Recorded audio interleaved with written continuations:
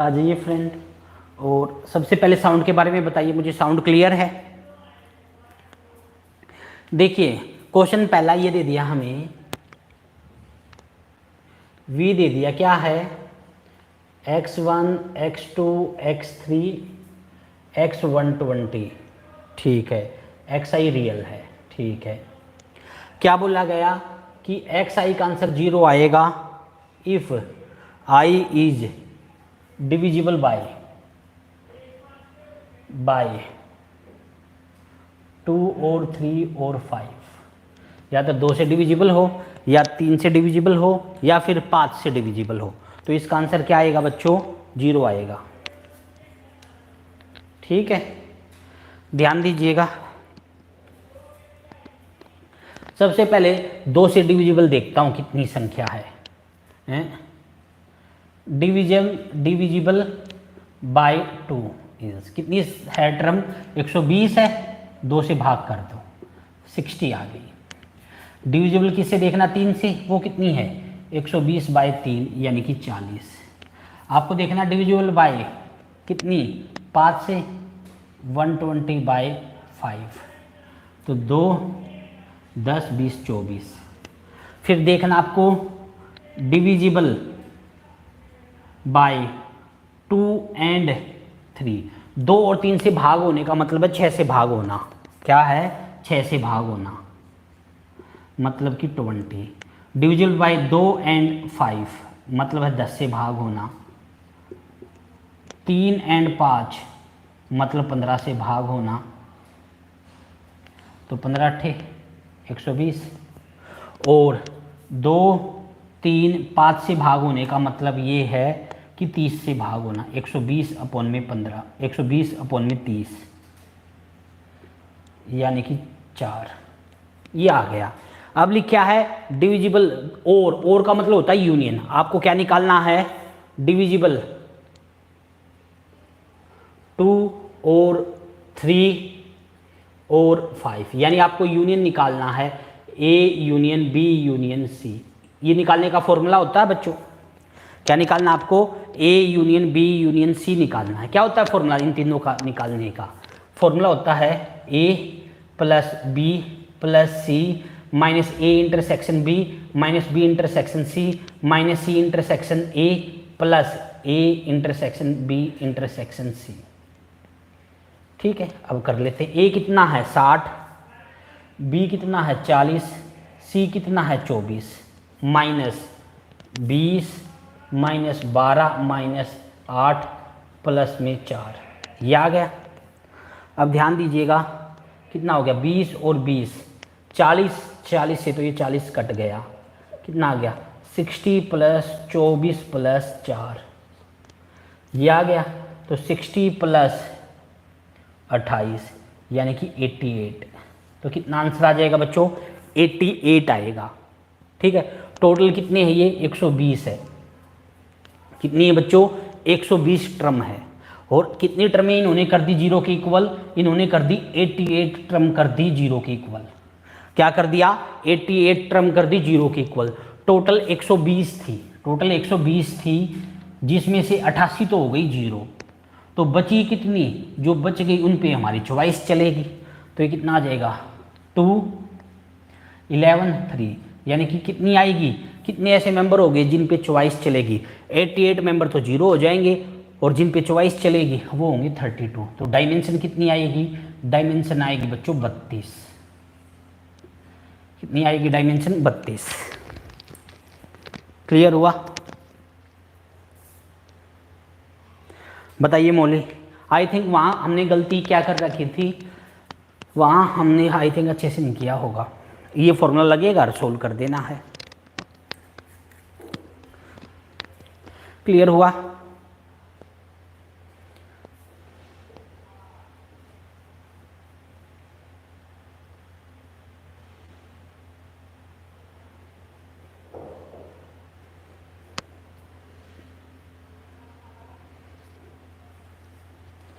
Next question देखिए।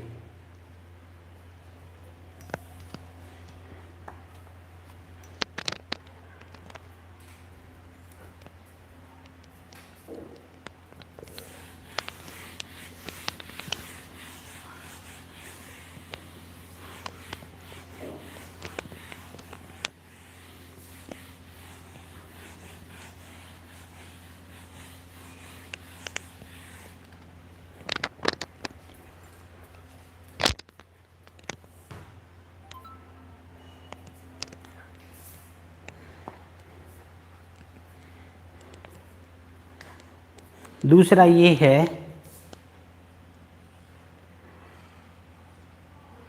ए आई जे, N cross N की matrix है, ए आई जे का आंसर आपको लेना 0। कब? आई की वैल्यू या तो 1 हो या फिर आई माइनस जे का डिफरेंस का जो मोड है वो 1 हो। या तो आई की वैल्यू 1 हो या फिर आई माइनस जे का डिफरेंस का मोड क्या हो? 1 हो। ध्यान दीजिएगा, मैट्रिक्स बनाता हूँ मैं एन क्रॉस एन की, A11, A12, A13, A1n, A21, A22, A23, A2n, और ऐसे करते करते AN1, AN2, ANn। ध्यान दीजिएगा, मैट्रिक्स का साइज है n cross n। Total element कितने हो गए? Total element these are n का स्क्वायर। क्यों? n इंटू n यानी कि n का स्क्वायर। ठीक है। अब i की वैल्यू जब 1 है तब ए आई जे का आंसर 0 आएगा। i की वैल्यू 1 कहाँ होती है? पहली रो में। ये कम हो गया, ये हटा दो यहाँ से। अगर इसको मैं हटाने जाऊँगा बच्चों, क्या ये कितने मेंबर होते हैं काउंटिंग में? ये काउंटिंग में मेंबर होते हैं बच्चों कितने? काउंटिंग में ये मेंबर होते हैं n। ठीक है, एक रो में, क्योंकि n क्रॉस n की n मेंबर है, तो ये आएंगे 0। अब i माइनस जे का जो डिफरेंस है बच्चों वो 1 कहाँ होता है? देखो ये डायगोनल के एलिमेंट है बच्चों। किसकी एलिमेंट है ये? डायगोनल के एलिमेंट। डायगोनल पे i और j 1 होता है। डायगोनल से जो जस्ट ऊपर वाला सुपर डायगोनल कहो, यहाँ i माइनस जे की अगर बात करें, ये हमेशा -1 होता है, और जो नीचे वाला लेंगे यहाँ i माइनस जे करेंगे तो +1 होता है। इसका मोड भी 1 है, इसका मोड भी 1 है। ये काउंटिंग में कितने मेंबर होते हैं? n। ये काउंटिंग में कितने होते हैं? n-1। ये भी काउंटिंग में कितने मेंबर होते हैं? n-1। ये मेंबर होते हैं। क्लियर हुआ? n-1 मेंबर ये, n-1 मेंबर ये। ठीक है। अब ये एक मेंबर तो ऐसा है जो इसमें यूज कर लिया हमने, इसमें यूज कर लिया। ठीक है। तो इसका मतलब अगर मैं बात करूं तो यहाँ जो यूज करने हैं जो अलग है डिस्टिंक्ट, वो n-2 हो जाएंगे। अगर मैं बात करूं टोटल में से n², उनमें से n तो ये घटा दिए, माइनस n-1 ये कर दिए कम, और माइनस ये n-1 होने थे लेकिन ये पहले ही यूज कर चुका है यहाँ, तो यहाँ n-2 होगा। तो करो n का square minus n plus 1 minus n plus 2, तो ये n का स्क्वायर माइनस का 3 n प्लस का 3, ये इसका आंसर आएगा। This is dimension. क्लियर हुआ?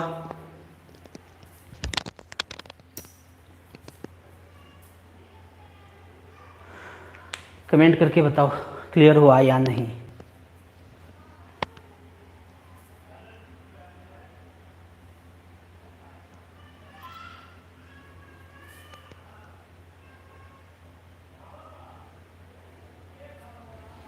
बताइए जल्दी से कमेंट करके क्लियर हुआ या नहीं।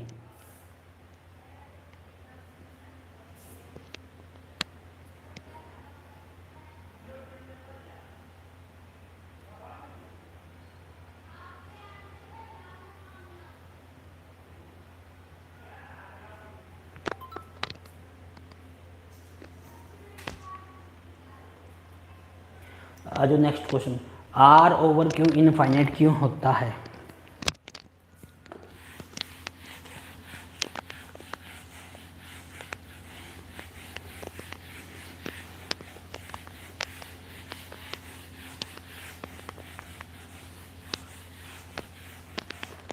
देखो दोनों इंपॉर्टेंट है कि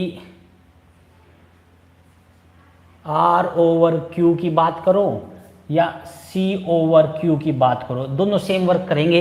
ये इनफाइनाइट डायमेंशन क्यों रखते हैं कि इसकी बात करें, ये इनफाइनाइट डायमेंशन क्यों रखते हैं कि इनकी डायमेंशन इनफाइनाइट क्यों होती है।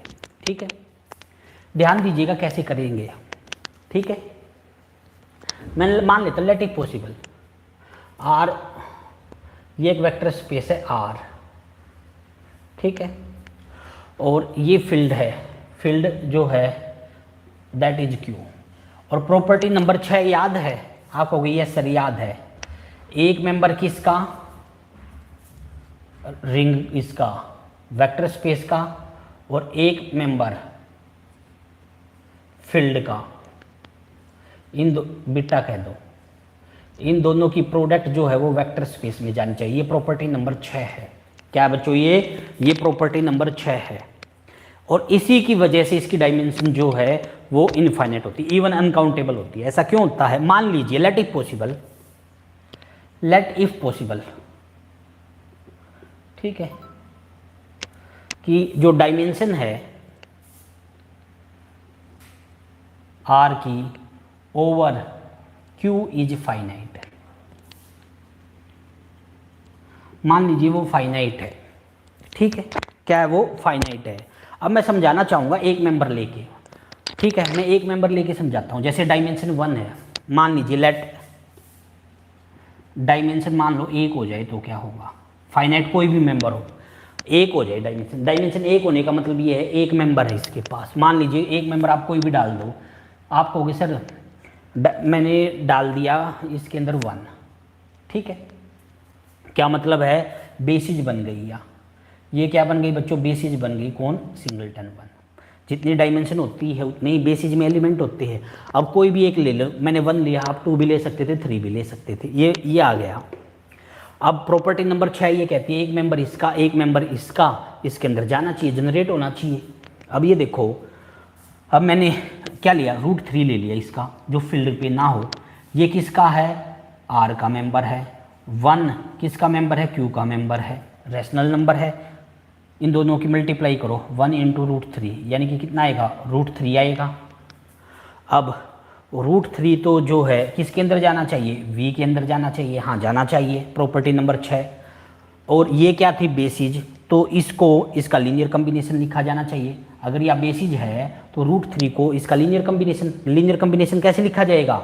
इस 1 की फील्ड के मेंबर से मल्टीप्लाई करो, ए से, ए किसका मेंबर? फील्ड का मेंबर, इससे मल्टीप्लाई करो और दोनों इक्वल दिखाओ। अब फील्ड क्या है? Rational number. क्या किसी रैशनल नंबर को मल्टीप्लाई करके √3 आ जाएगा? नहीं आ सकता। मतलब बेसिस में क्या माना था मैंने? सिर्फ एक एलिमेंट लिया था 1।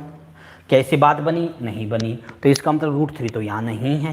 तो इसका मतलब मुझे क्या लेना पड़ेगा? √3 यहाँ लेना पड़ेगा ताकि ये प्रॉपर्टी सेटिस्फाई करे, ठीक है। फिर मैं क्या दिखा दूंगा? √2 ले लूँगा, तो √2 में फिर वही केस हो जाएगा। फिर मैं क्या करूँगा? फिर मैं √5 ले लूँगा। तो हर बार क्या होगा? इस प्रॉपर्टी को सेटिस्फाई करवाने के लिए मुझे यहाँ सारे के सारे प्राइम नंबर लेने पड़ेंगे, सभी के सभी प्राइम नंबर लेने होंगे इस प्रॉपर्टी को सेटिस्फाई करवाने के लिए। और प्राइम नंबर कितने होते हैं? Infinite. That's why dimension is infinite. Similarly इस केस में हो जाएगा, सिमिलरली इस केस में हो जाएगा। बताओ क्लियर हुआ कि R/Q की या C/Q की डायमेंशन इनफाइनाइट क्यों होती है? प्रॉपर्टी नंबर 6 को सेटिस्फाई करवाने के लिए।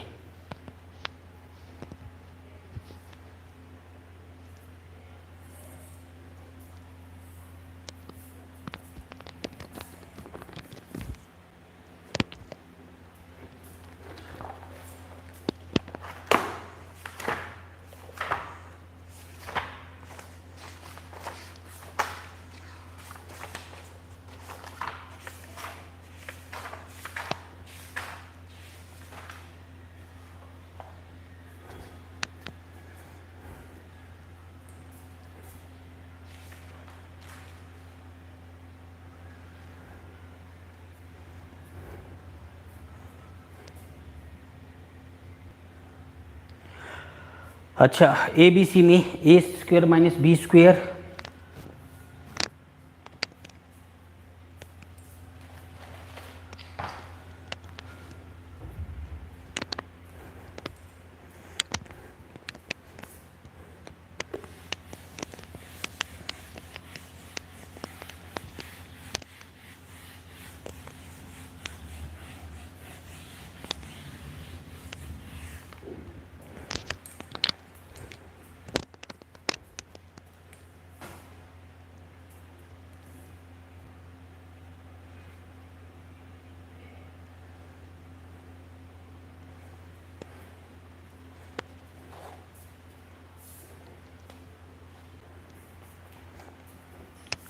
नेक्स्ट डब्ल्यू सेट बनाया।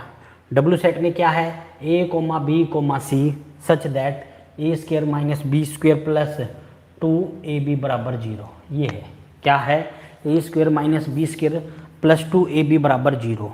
ठीक है, पहली बात मैंने आपको बताया था बच्चों, जब जब ये हमारे क्या होंगे, लीनियर कम्बिनेशन हुआ करेंगे, तब तब ये वेक्टर स्पेस बनेगा। इन जर्नल ये वेक्टर स्पेस फॉर्म नहीं करेगा। क्या कहेंगे बच्चों, इन जर्नल क्या नहीं करेगा, ये वेक्टर स्पेस फॉर्म नहीं करेगा।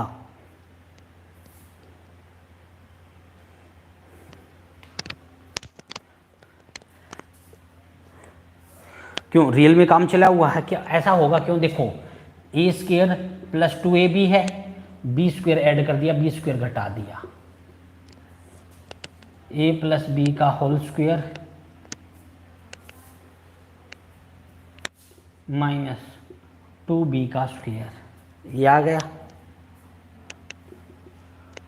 ए प्लस बी का होल स्क्वायर बराबर 2b का स्क्वायर, तो a plus B is equal to plus minus root 2b, ये आ गया। तो यहाँ क्या कंडीशन पता चल गई, नहीं ठीक है, यहाँ a प्लस बी बराबर रूट 2b और a प्लस बी बराबर माइनस रूट 2b।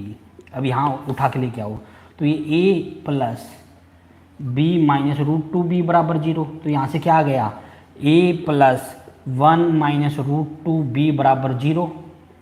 एक तो कंडीशन ये बन गई, और दूसरी कंडीशन क्या बनेगी, a plus 1 plus root 2b बराबर 0। ठीक है, और ये जो लीनियर कम्बिनेशन लिखे जाते हैं बच्चों, ये जो लीनियर कम्बिनेशन लिखे जाते हैं A X plus B Y plus C Z बराबर 0 टाइप के जो मेंबर लिखे जाते हैं, ये किसके मेंबर होने चाहिए, ए बी सी, ये हमारे फील्ड के मेंबर होने चाहिए। अब फील्ड इन्होंने क्या दिया हुआ है वो देखना पड़ेगा हमें। अगर हमारा फील्ड क्या हुआ, फील्ड अगर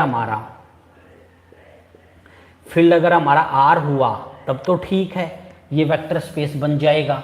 और डायमेंशन कितनी आएगी, डायमेंशन की अगर बात करूं, कितने वेक्टर है, 3, 1 2 3। लीनियर इक्वेशन कितनी है, 2, तो 3 माइनस 2 1, तो डायमेंशन आएगी 1, डायमेंशन आएगी बच्चों 1। ठीक है, अगर फील्ड क्या है, फील्ड अगर हमारी Q है तो रैशनल नंबर तो ये है ही नहीं, तो ये लीनियर कम्बिनेशन होगा ही नहीं होल्ड, और होल्ड ही नहीं होगा तो इसका मतलब ये हमारा क्या नहीं बनेगा, वेक्टर स्पेस ही नहीं बनेगा। यानी होल्ड होगा, ये कब होगा, ये तब होल्ड करेगा जब A और B, क्योंकि ये तो इसके मेंबर है रैशनल, ये तो 0 तभी देगा जब A B दोनों के दोनों 0 होंगे, जब A और B दोनों 0 होंगे रैशनल के केस में। ठीक है, तो कुल मिला दोनों केस में डायमेंशन कितनी आएगी इसकी डायमेंशन आएगी 1।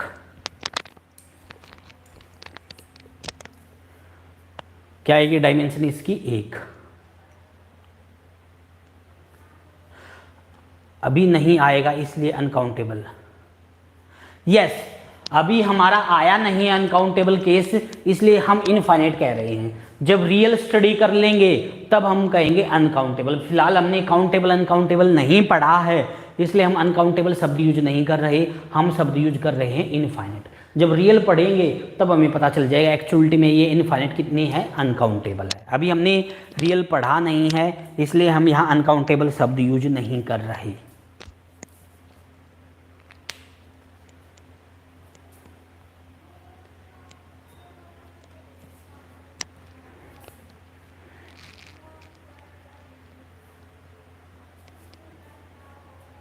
अच्छा, एक भी मेंबर ना आए, एक भी मेंबर नहीं आएगा मतलब फाई सेट बनेगा, ये रियल इसको होल्ड नहीं करेगा, फाई सेट आएगा।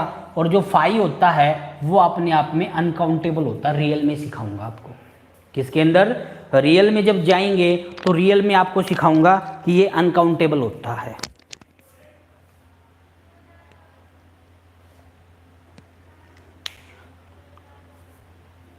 देखो, ये जो इक्वेशन हमारी बनी है बच्चों, A square minus B square plus 2ab बराबर 0, ये हमारा 0 कब बनेगा, ये हमारी 2 लीनियर इक्वेशन दे दी एक्चुअलिटी में। ठीक है, ये जो A square minus B square plus 2ab बराबर 0 है ना, इसको दूसरे शब्दों में आप ये लिख सकते हो, दूसरे शब्दों में क्या लिख सकते हो, A square minus B square plus 2ab बराबर क्या है, 0 है। इसका मतलब क्या है, ये a plus 1 minus root 2b,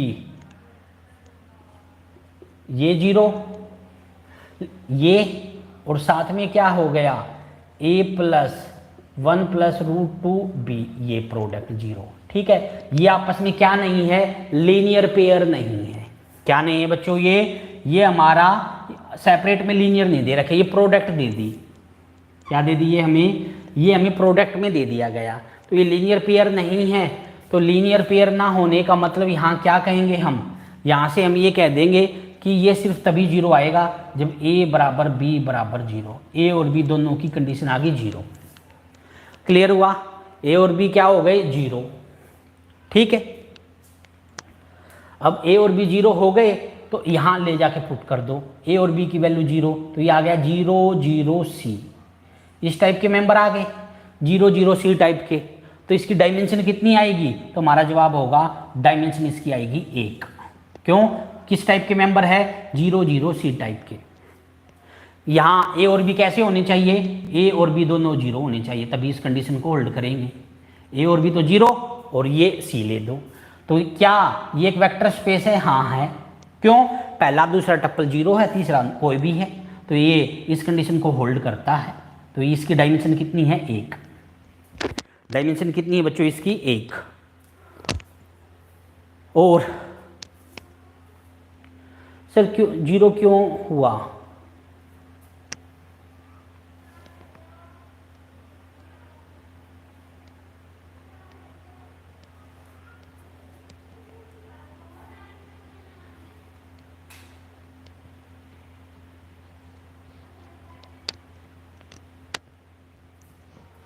are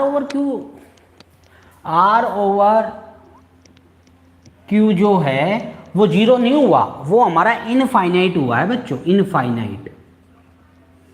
कि जैसे मैंने एक मेंबर लिया 1, प्रॉपर्टी नंबर 6 ये थी 1 और फील्ड का मेंबर की मल्टीप्लाई करो तो इसमें जाना चाहिए। ठीक है, तो उस आधार से हमने किया है।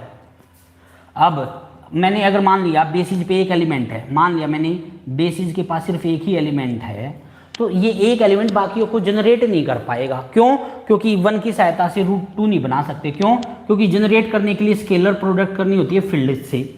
1 की किसी रैशनल नंबर से मल्टीप्लाई करके रूट 2 नहीं आ सकता, 1 की किसी रैशनल नंबर से मल्टीप्लाई करके रूट 3 नहीं आ सकता, 1 की किसी रैशनल नंबर से मल्टीप्लाई करके रूट 5 नहीं आ सकता।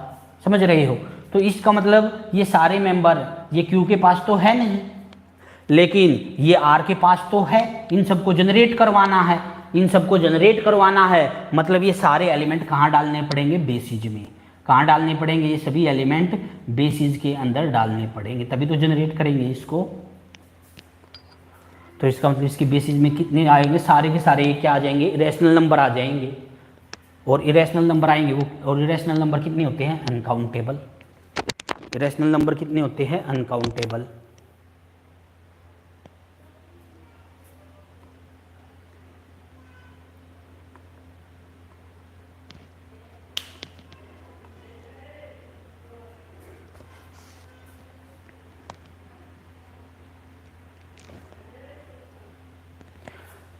मैं समझ नहीं पाया आप क्या कहना चाह रहे हो।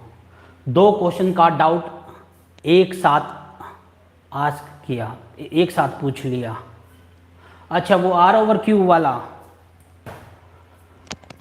अच्छा वो मैं आप ये कह रहे थे ये उसका, उस चक्कर को छोड़ो, फील्ड ही लेके चल पड़ो आप, उस चक्कर को जाओ भूल। आर और क्यू का चक्कर भी छोड़ो, आर और क्यू का चक्कर छोड़ो, ये इस पे ही जाओ।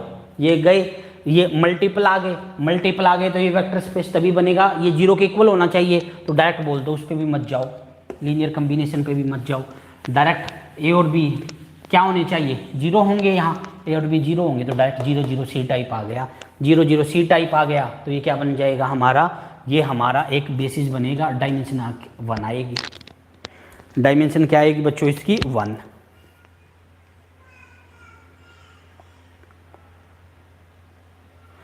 ठीक है, चलो बाद में बता देना।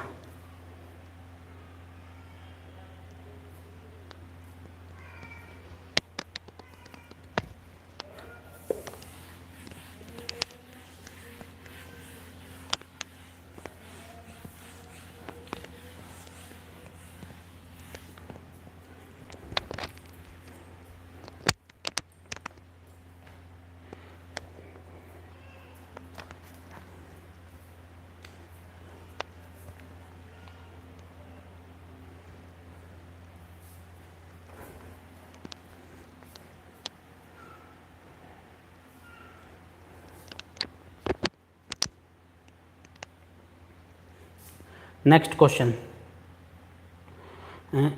पांचवा, ए आई जे कॉम्प्लेक्स नंबर है, ए आई जे का आंसर 0 इफ आई प्लस जे का जोड़ 2 हो या फिर 3 हो ओवर आर। ठीक है, सी की एंट्री है, सी ओवर आर की डायमेंशन मैं जानता हूँ, जो भी आएगी उसका ट्वाइस कर दूंगा। सी ओवर आर की डायमेंशन याद है, सी ओवर आर की डायमेंशन 2 होती है।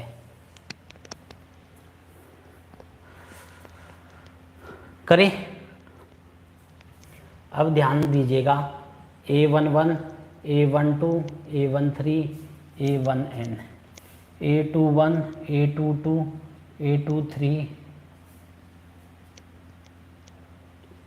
A2n, AN1, AN2, ANn। I plus जे का जोड़, I प्लस जे का जोड़ 2 सिर्फ कब है, पहले इस मेंबर के लिए है जोड़ 2, और जोड़ 3 की अगर बात करूं तो सिर्फ 2 मेंबरों के लिए है, 1 2 और 2 1, इनके लिए 3 जोड़ है। ये लेने हैं 0, यानी 3 मेंबर करने हैं 0, एक मेंबर तो ये और एक मेंबर ये, 3 मेंबर लेने हैं 0। ठीक है, n इंटू एन में से 3 मेंबर घटा दो, यानी n स्क्वायर में से 3 मेंबर कम हो गए। ये तो हो गई फील्ड ओवर फील्ड, क्या हो गई ये आई है C ओवर C पे या R ओवर R पे। ठीक है, फील्ड ओवर फील्ड पे आई है या Q ओवर Q पे, लेकिन C ओवर R चाहिए है तो ट्वाइस करना होता, जो भी आ जाए उसका डबल कर दो। ये आई है तो इसका डबल कर दो, तो ये आएगा 2n का square minus 6, this is dimension. Clear हुआ, ये हमारी इसकी डायमेंशन होगी।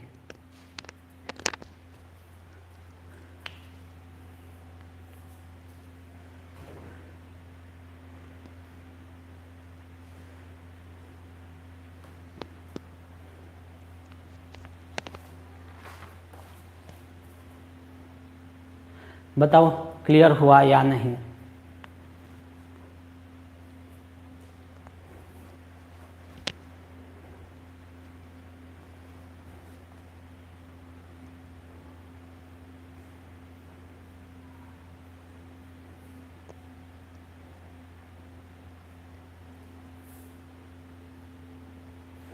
ओके, नेक्स्ट क्वेश्चन लीनियर सम का है।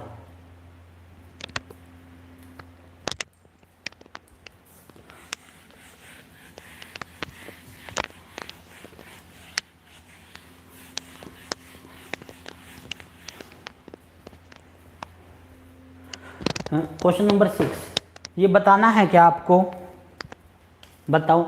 ये जो थ्योरम है कि S अगर कंटेंड है T में तो जो लीनियर सम होगा S का वो कंटेंड करेगा लीनियर सम ऑफ T के अंदर। दूसरा L S यूनियन T जो है वो इक्वल आएगा LS प्लस LT के। तीसरा L LS बराबर आएगा LS के। ये आपको प्रूफ करके दिखाऊं क्या इनके, या याद रख लोगे? हालांकि प्रूफ आपसे नहीं पूछा जाएगा, इसका प्रूफ क्या है बच्चों, इसका नहीं पूछा जाएगा। और कॉमन सेंस वैसे भी है, अगर ये क्या है इसको याद रखने की टेक्निक बताऊं। S कंटेंड है T में, ठीक है, S अगर T में है तो LS क्या होगा, all possible linear combination. LS क्या बनेगा, ऑल पॉसिबल लीनियर कॉम्बिनेशन, जितने भी पॉसिबल कॉम्बिनेशन है वो बना लो। अब ठीक है, और T भी क्या है, S कहाँ कंटेंड है, T में कंटेंड है। S के सारे मेंबर कहाँ जाएंगे, T में जाएंगे। S के सारे मेंबर अगर T में जाएंगे, S के सारे मेंबर कहाँ जाएंगे बच्चों, T में जाएंगे। और मान लीजिए ABC कहाँ है, S में है, तो ये ABC कहाँ भी जाएगा, T के अंदर भी जाएगा। ठीक है, तो इसका जो भी लीनियर कॉम्बिनेशन बनाया जा सकता है ये कहाँ है, LS में। ये मेंबर कहाँ है, T में, तो इसका जो पॉसिबल कॉम्बिनेशन बनेगा वो कहाँ बनेगा, LT में। किसका मेंबर था, LS में, कहाँ गया, LT में। इसका मतलब LS कहाँ कंटेन कर गया, LT में। LS कहाँ कंटेन कर गया, LT में, क्यों? जब एस के सारे मेंबर ही टी में है तो एस के मेंबरों का जो लीनियर कॉम्बिनेशन बनेगा वो भी तो एल टी में जाएगा। किस में जाएगा? एल टी में। क्लियर हुआ?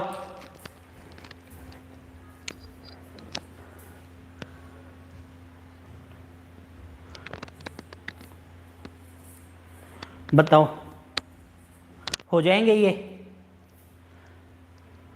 ठीक है। सिमिलरली यूनियन पे काम करता है। यूनियन पे जो कॉम्बिनेशन लेना चाह रहे हो आप, सेपरेट का कॉम्बिनेशन लेके यूनियन करो या यूनियन लेके कॉम्बिनेशन लेके चलो, सेम आंसर देगा, कोई फर्क नहीं होगा।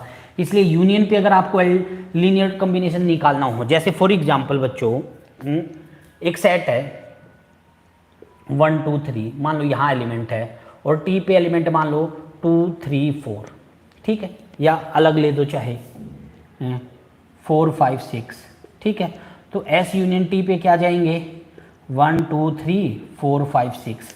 चाहे आप लीनियर कॉम्बिनेशन इसके बना दो, चाहे सेपरेट के लिए लीनियर कॉम्बिनेशन बना के जोड़ कर दो, आंसर हमेशा क्या करेगा? वो आंसर हमेशा इक्वल देगा। क्या देगा बच्चों? ये आंसर हमेशा इक्वल देगा, ठीक है।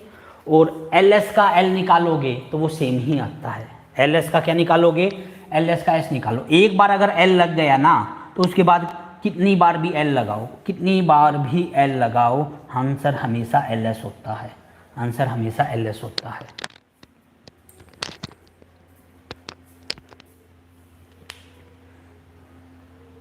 हो जाएंगे? ये था। अच्छा, उसके बाद मैट्रिक्स दे दी आर ओवर आर। नेक्स्ट देखो,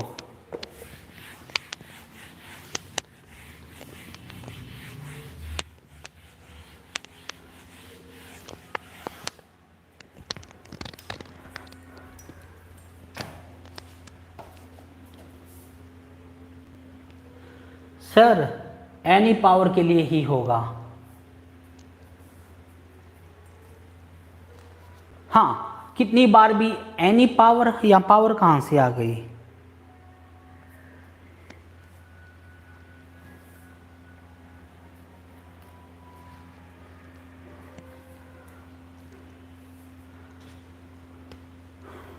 ये एवरी सेट के लिए होगा। हाँ, एवरी के लिए होगा, ओड इवन। ये डिपेंड नहीं करता मैट्रिक्स क्या है, इवन और ओड का कोई लेना देना नहीं है। हाँ, एल एल एस हमेशा, इवन ओड का कोई चक्कर नहीं है। L L L L S L S, even हो ओड हो कोई फर्क नहीं पड़ता। इवन ओड का कोई सिस्टम नहीं है यहाँ। ये एवरी के लिए होगा, लीनियर ओड हो या इवन टाइम हो। इवन ओड का कोई मतलब नहीं है यहाँ, हमेशा एल एस ही बनेगा वो।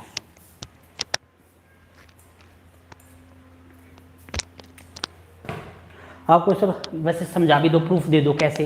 मैं कहूँगा देखो एल एल एस किसके इक्वल है? एल एस के इक्वल है। अब मुझे प्रूफ करना है L L L L S, ये भी एल एस दिखाना है मुझे, ये दिखाना है मुझे। ध्यान दीजिएगा कैसे दिखाएंगे। इसकी वैल्यू पुट कर दो। क्या वैल्यू है इसकी? एल एल एस की ये रही, तो एल ये एज इट इज, इसकी वैल्यू क्या है? एल एस, ये बन गया। इसकी वैल्यू क्या है? एल एल एस की, इसकी वैल्यू है एल एस। तो आ गया प्रूफ। ये 3 टाइम हो तो भी एल एस ही रहेगा, 4 टाइम हो तो भी एल एस रहेगा, 5 टाइम हो तो भी एल एस रहेगा। यानी इवन ओड का कोई चक्कर नहीं है। क्या कहेंगे? इवन ओड का यहाँ कोई चक्कर नहीं है, एल एस ही रहेगा। ठीक है।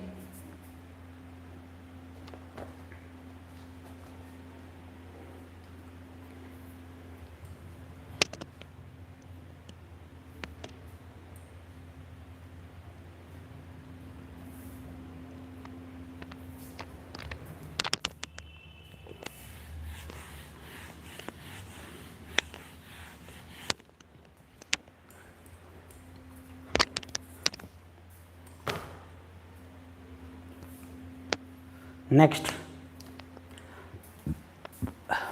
क्या है? मैट्रिक्स है A B C D. A B C D कहाँ है, आर में, ओवर बी क्या है, आर। मैट्रिक्स से डर लग रहा है, टप्पल बना दो।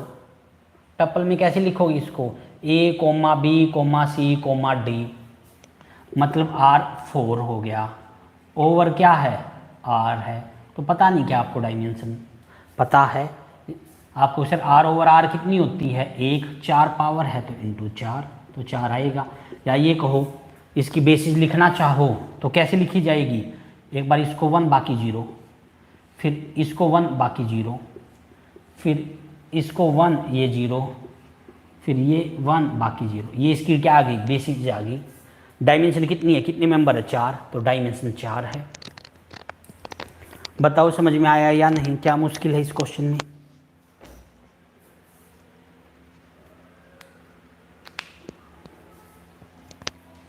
क्लियर हुआ।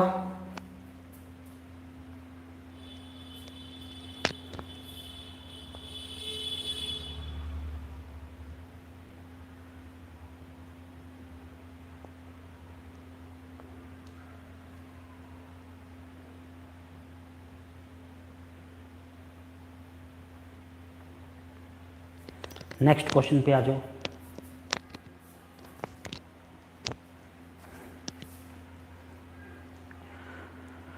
पाँच पॉइंट 2 पे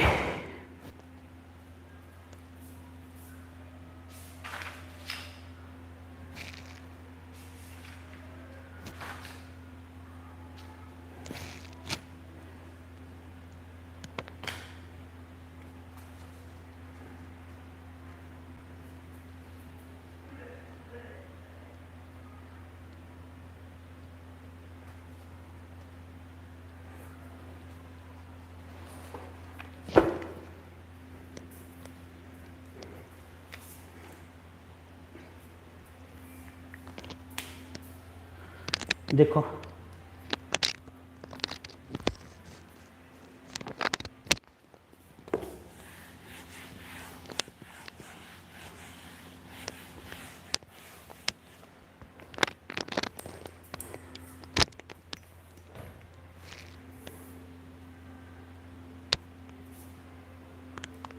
हम्म 5.2 में क्या है आपके डाउट,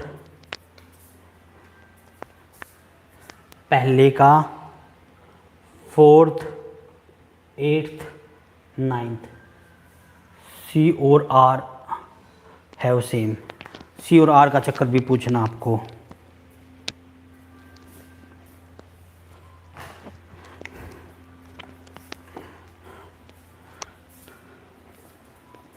फोर देखो क्या है, 2 3 -1 -1 1 -1 -2 -4 3 1 3 -2 6 3 0 -7। पहली बात तो ये बात माइंड से निकाल दो, रो या कॉलम में लिखने से फर्क पड़ता, कोई फर्क नहीं पड़ता। क्या, पहली बात तो माइंड से ये निकाल दो, एलडी या एलआई में चेक करने के लिए रो या कॉलम में लिखने से फर्क पड़ेगा, कोई फर्क नहीं पड़ेगा। क्यों, क्योंकि रैंक सेम होती है, रो रैंक निकालो या कॉलम रैंक निकालो सेम होती है। क्या कहेंगे बच्चों, रो रैंक निकालो या कॉलम रैंक निकालो, रैंक सेम होती है, तो इसलिए कोई भी फर्क नहीं पड़ता इससे। क्लियर हुआ, क्या कहेंगे, कोई भी फर्क नहीं पड़ता।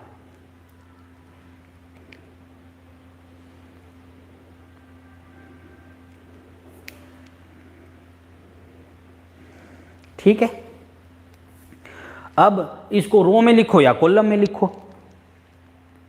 कितने वेक्टर है, 4 वेक्टर है, रैंक 4 आ गई तो एलआई, रैंक 4 से कम आ गई तो एलडी। क्लियर हुआ, रैंक कितनी आ गई, रैंक 4 आ गई तो एलआई, रैंक 4 से कम आ गई तो एलडी।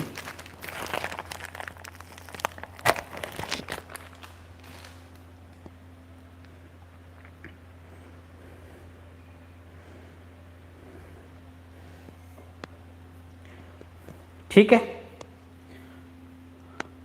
अब निकाल दो इसकी रैंक। पहले छोटे वेक्टर को लिख लेता हूं, मैं रो वाइज लिख रहा हूं, 1 -1 -2 -4, क्योंकि मेरी हैबिट रो वाइज ऑपरेशन की है, कोई फ़र्क नहीं पड़ता, रो लगाओ कॉलम लगाओ। 2 3 -1 3 1 3 -2 6 3 0 -7। पहला ऑपरेशन R2 पे R2 -2 टाइम R1, 2 टाइम करके माइनस करना है। 1 -1 -2 -4, 2 टाइम करके माइनस करेंगे तो 0, 2 टाइम करके माइनस करेंगे तो 5, 2 टाइम करके माइनस करेंगे -4 तो वो प्लस का 3 हो जाएगा, 2 टाइम करके माइनस करेंगे तो प्लस का 7 हो जाएगा। 3 टाइम करके माइनस R3 पे operation, R3 -3 time R1, 3 time करके माइनस करेंगे तो 0, 3 टाइम करके माइनस करेंगे तो 4 और 3 टाइम करके माइनस करेंगे तो माइनस का प्लस का 6 9, 3 टाइम करके माइनस करेंगे तो प्लस का 12 प्लस का 10 हो जाना है। 6 टाइम करके माइनस करेंगे 0, 6 टाइम करके माइनस करेंगे तो 9 हो जाएगा ये। 6 टाइम करके माइनस करेंगे तो ये 12 हो जाएगा, और 6 टाइम 24 में से 7 गए तो ये हो जाएंगे हमारे 17, ये हो गया।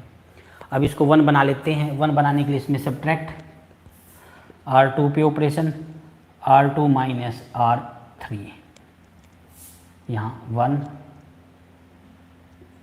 ये -6 और ये -3। अब इसकी सहायता से एक पिवट ये आ गया, एक ये आ गया, अब इसकी सहायता से ये 0 बना देंगे। तो अब देख लो कितनी रैंक आएगी। रैंक अगर 4 आ गई तो Li, रैंक 4 से कम आ गई तो Ld। क्या कहेंगे बच्चों, रैंक 4 आ गई तो Li, रैंक 4 से कम आ गई तो Ld। अब बताओ इसमें क्या दिक्कत है, पूरा सोल्व करके दिखाऊं क्या ये?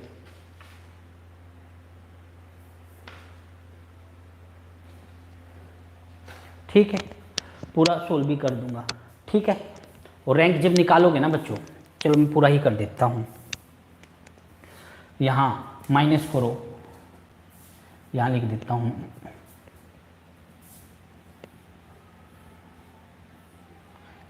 -1 -2 -4 एज इट इज, 0 1 -6 -3 0, 4 टाइम करके माइनस करेंगे तो 0, 4 टाइम करके यहाँ माइनस करेंगे तो 24 और 33, 4 टाइम करके माइनस करेंगे तो 12 22,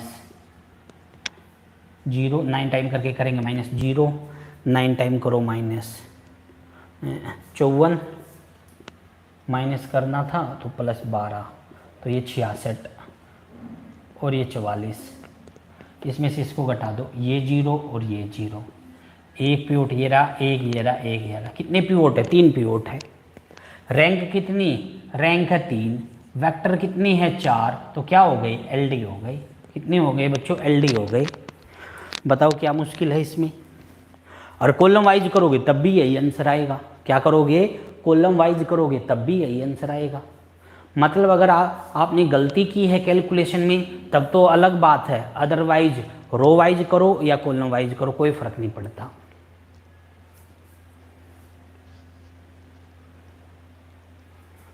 क्लियर हुआ?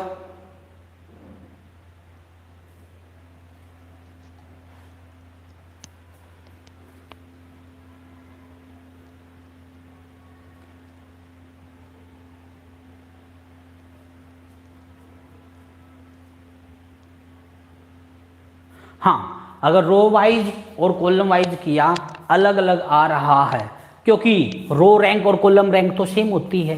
क्या कहेंगे बच्चों? रो रैंक बराबर होती है कॉलम रैंक। इन दोनों की तो रैंक सेम होगी। अगर ये किसके बराबर हो जाए? नंबर ऑफ वेक्टर के बराबर हो जाए, नंबर ऑफ वेक्टर के बराबर हो जाए तो Li है, अदरवाइज LD। ये दोनों तो हमेशा ही बराबर होती है। रो रैंक निकालो या कॉलम रैंक निकालो, ये तो हमेशा ही इक्वल होती है। अगर ये नंबर ऑफ वेक्टर के इक्वल आ जाए तो कहेंगे एल आई, अदरवाइज कहेंगे एल डी। तो इसमें कोई संशय ही नहीं है कि रो वाइज और column wise L D L I अलग हो जाए, हो ही नहीं सकता। क्यों? क्योंकि रैंक तो सेम होती है, रो रैंक निकालो या कॉलम रैंक, वो तो सेम होती है, तो फर्क तो नहीं पड़ना चाहिए। और अगर आपने फर्क डाल दिया तो मतलब आपने गलती करी है।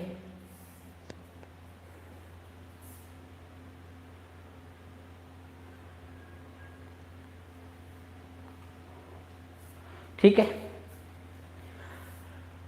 ये था क्वेश्चन नंबर 4। क्वेश्चन नंबर 8 और 9 में वो आपको सेम क्वेश्चन में ये नहीं समझ में आ रहा होगा कि सर वो सी और आर पे क्या फ़र्क पड़ता है, वो नहीं समझ में आया,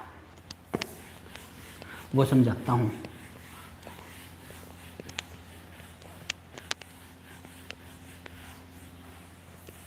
देखो, दो वेक्टर जब भी दे रखे हो, कोई दो वेक्टर है u and v are L D, इनको एल डी कब कहेंगे बच्चों? इन दोनों वेक्टरों को एल डी तब कहेंगे u को किसके को लिखा जाए, अल्फा v लिखा जाए, या फिर v को किसके को लिखा जाए, अल्फा u लिखा जाए। और ये जो अल्फा है ये आपका फील्ड का मेंबर होना चाहिए। किसका मेंबर होना चाहिए बच्चों? फील्ड का मेंबर होना चाहिए। ये दो वेक्टरों के लिए है, एल डी एल आई का चेक करने के लिए। ठीक है, दो वेक्टरों को एल डी कब कहेंगे? u बराबर हो दिस, जहाँ अल्फा किसका मेंबर होना चाहिए, फील्ड का मेंबर होना चाहिए। ठीक है, इफ एंड ओनली इफ कर दो। एल डी है तो ये कंडीशन होएगी, ये कंडीशन है तो एल डी है। इफ एंड ओनली इफ का केस कर दो इसको, दो वेक्टर है तो। अब क्वेश्चन उठाता हूँ एक,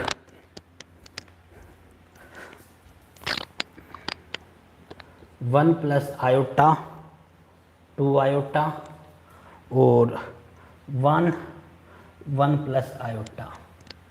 देखो बच्चों, दो वेक्टर है ये।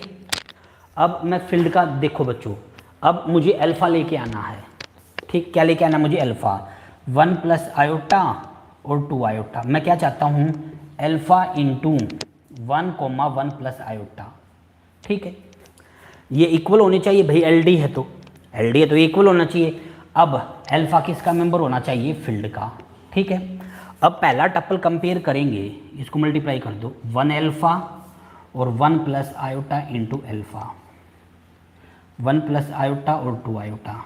ठीक है, कंपेयर करेंगे अगर तो अकॉर्डिंग टू दिस, तो अल्फा की वैल्यू यहाँ क्या हो रही है? अल्फा की वैल्यू यहाँ हो रही है 1 plus iota, 1 plus iota alpha की वैल्यू हो रही है। लेकिन जब आप फील्ड क्या ले रहे हो, फील्ड जब आप आर ले रहे हो तो 1 प्लस आयोटा तो आर के अंदर जाता ही नहीं है।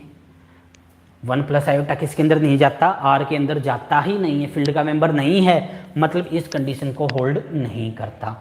ये कंडीशन किसकी है? एल डी की। ये होल्ड नहीं हुई मतलब एल डी नहीं है, मतलब ये क्या हो गए? L I. कब? Over R. क्यों? क्योंकि ये जो मेंबर है ये आर का नहीं है, लेकिन ये मेंबर किसका है? सी का तो है, कॉम्प्लेक्स नंबर तो है ये, तो सी में ये होल्ड कर गया, इसका मतलब एल डी हो गए कब? ओवर सी। तो इसलिए जो है आर और सी लेने पे L D L I change हो जाता है, फील्ड के बदलने से एल डी एल आई बदल जाती है। क्लियर हुआ कि एल डी एल आई कैसे बदल गया फील्ड चेंज होने से? क्यों? क्योंकि ये जो मेंबर है ये सी के अंदर तो है, आर में नहीं है, इसलिए सी के अंदर तो ये एल डी हो गए, आर के अंदर ये एल आई है।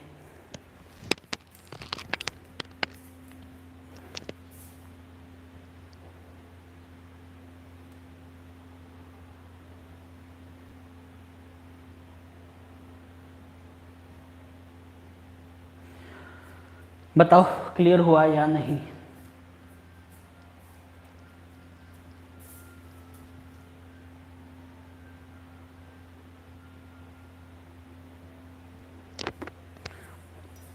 ओके, इसके बाद 5, 10, 12, 21, 5, 10,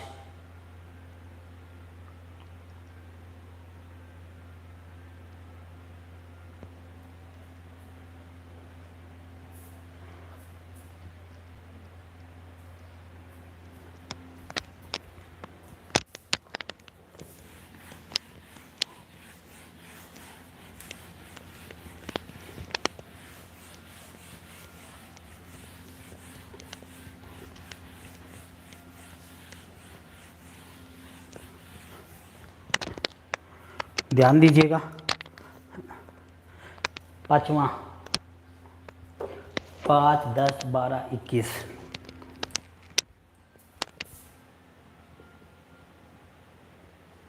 पांचवा, prove that non zero row is echelon form is linear independent set. ध्यान दीजिएगा, इन्होंने क्या कहा, नॉन जीरो रोज, आप कोई भी नॉन जीरो रो उठा लो।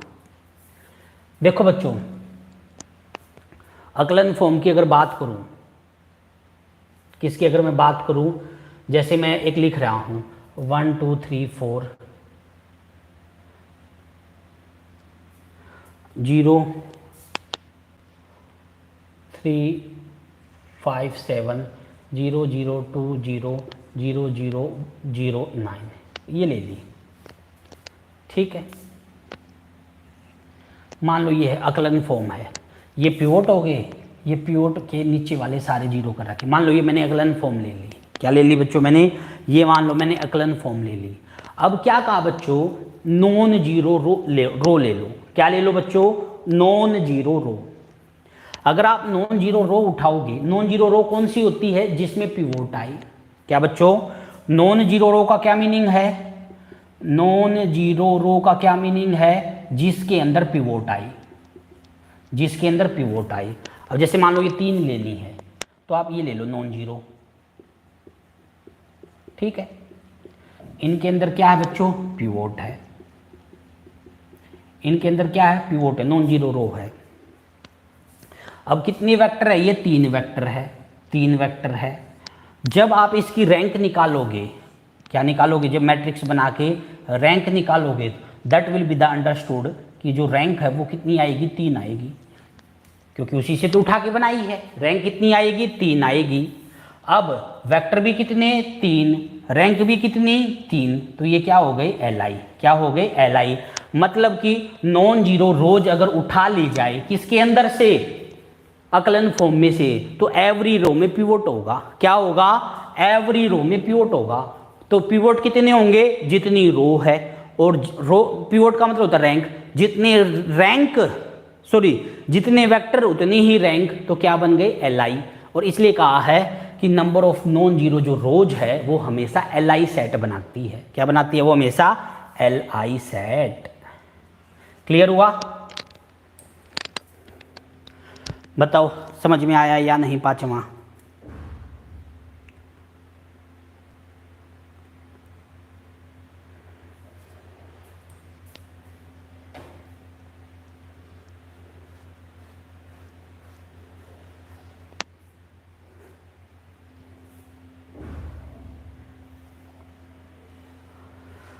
क्वेश्चन नंबर 10,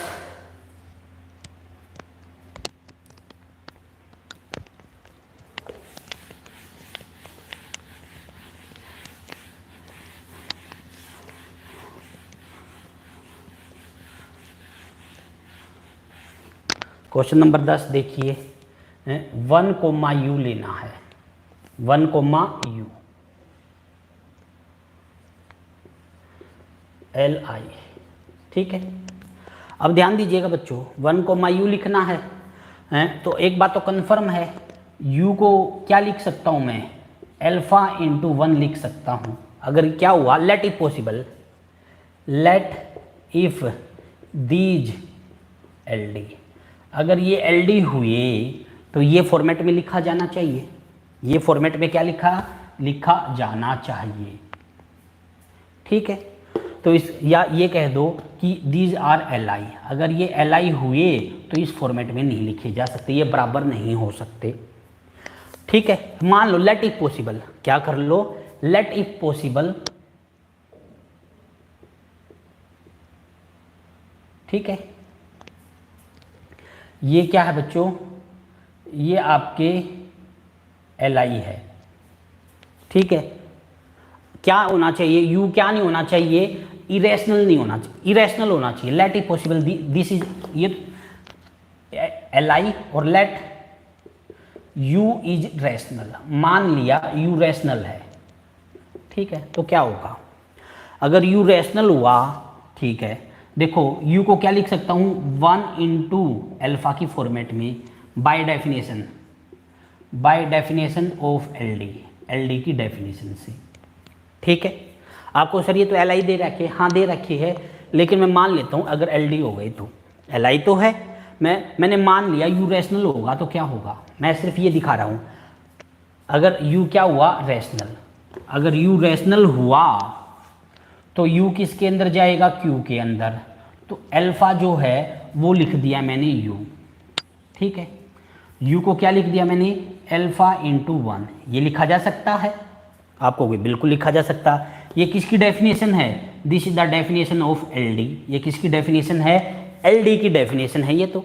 यू को इसका लीनियर कॉम्बिनेशन लिख दिया, ये तो एलडी हो गए, जबकि क्या दे रखा था, एलआई दे रखा था। इसका मतलब ये है कि अल्फा क्या नहीं होना चाहिए, रैशनल नहीं होना चाहिए। क्यों, क्योंकि अगर अल्फा रैशनल हो गया तो ये किसके अंदर चला जाएगा, क्यू में चला जाएगा, और क्यू में चला जाएगा तो लीनियर कॉम्बिनेशन लिखा जाएगा, लीनियर कॉम्बिनेशन लिखा जाएगा तो एलडी हो जाएगा। इसका मतलब यू कहाँ नहीं जाना चाहिए, यू क्यू में नहीं होना चाहिए, क्यू में नहीं होगा तो किस में होगा, आई में होगा, इसके कॉम्प्लीमेंट यानी कि इरेशनल। तो यू क्या होगा, यू इरेशनल। अगर एल आई है तो इरेशनल, एल डी है, इफ एल आई तो कह देना देन यू इज इरेशनल, और एल डी है तो यू इज रैशनल। क्लियर हुआ, एल आई में तो इरेशनल होगा, एल डी में रैशनल।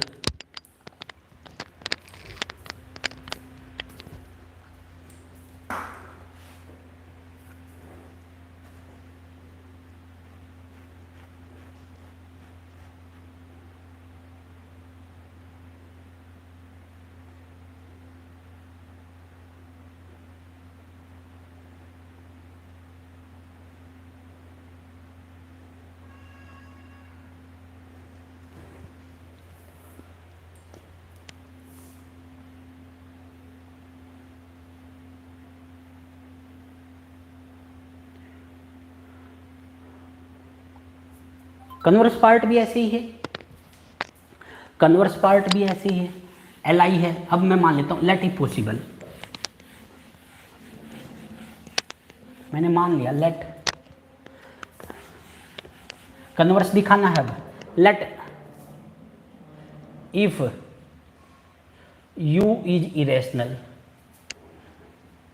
अगर यू इरेशनल हुआ तो यू को आप, यू अगर इरेशनल है और अल्फा क्या है, रैशनल है, और 1 भी क्या है, रैशनल है, तो 1 इंटू अल्फा करेंगे तो एक रैशनल आएगा। यू एक इरेशनल नंबर है और अल्फा एक इरेशनल नंबर है, तो इसका मतलब यू इक्वल नहीं हो सकता अल्फा के, अल्फा इंटू 1 के इक्वल तो हो नहीं सकता, क्योंकि ये तो इरेशनल, ये रैशनल, ये दोनों बराबर नहीं हो सकते। मतलब ये कौन सी डेफिनेशन है, एल आई की डेफिनेशन है। कौन सी डेफिनेशन है ये, एल आई की। क्लियर हुआ,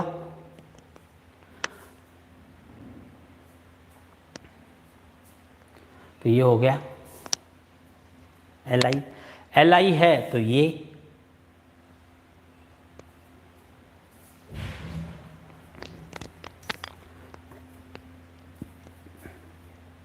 ठीक है। क्वेश्चन नंबर 12, क्वेश्चन नंबर 12 भी यही था बच्चों, फील्ड पे डिपेंड करता था क्वेश्चन नंबर 12 भी, मतलब फील्ड का कंसेप्ट क्लियर नहीं हुआ अभी आपको। सेट बनाया मैंने 1 और आयोटा, अगर मैं C ओवर C की अगर बात करूं तब तो ये एल डी है, और C ओवर R की बात करूं तो ये एल आई है। आपको सर कैसे, ध्यान दो, 2 वेक्टर है, आयोटा को मैं लिखना चाहता हूं अल्फा इंटू 1 करके। जब ये ब्रैकेट के अंदर जो होता है ये फील्ड होता है, जब फील्ड क्या है, जब फील्ड हमारा C है तो इस अल्फा को क्या ले लूंगा मैं, इस अल्फा को आयोटा ले लूंगा, अल्फा को क्या ले लेंगे, आयोटा, और ये कंडीशन होल्ड कर गई, अल्फा को क्या ले लेंगे, आयोटा, ये कंडीशन होल्ड कर गई, तो मतलब क्या हो गए, एल डी हो गई।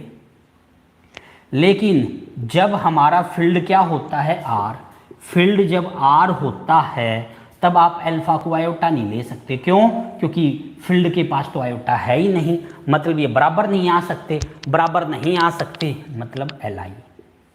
क्लियर हुआ, यानी कि फील्ड के चेंज होने से एल डी एल आई का कंसेप्ट ही बदल जाता है। क्लियर? फील्ड के चेंज होने से एल डी एल आई ही बदल जाती है, क्योंकि जो अल्फा है वो फील्ड का मेंबर होना चाहिए। अगर वो फील्ड के पास है, जैसे आयोटा फील्ड पे था तो मैंने चूज कर लिया और वो इक्वल आ गई तो एल डी हो गई, लेकिन आर के पास तो होता नहीं इसलिए वो एल आई है, वो इक्वल नहीं आएंगे। समझ रहे हो? यानी कि क्या पता चला इसको देखने से, सेट सेम है, सेट सेम है, फील्ड के बदल जाने से एल डी एल आई बदल जाता है। क्या कहेंगे बच्चों? फील्ड के बदल जाने से एल डी एल आई बदल जाता है।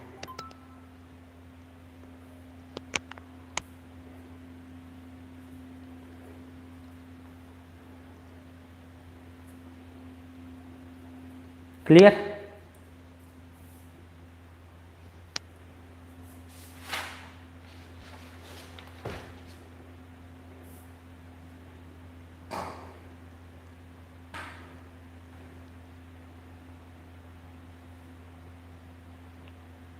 उसके बाद है क्वेश्चन नंबर 21।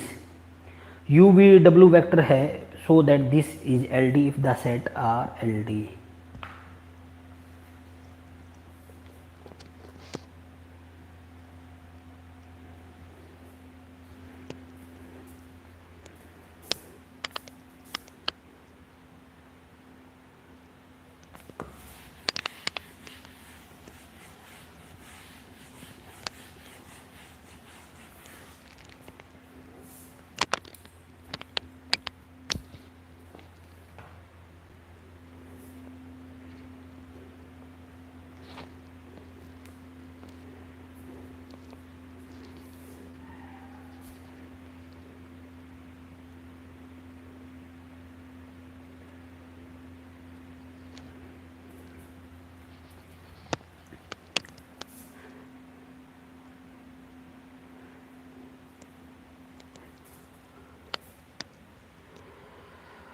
इक्कीसवां ये है U V W L D if U plus A V plus B W V W L D.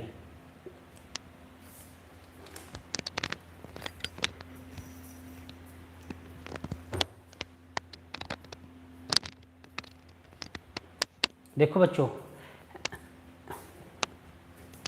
ये हो ना A R if A is M, मान लो ऐसा कुछ लिखा हो, ठीक है।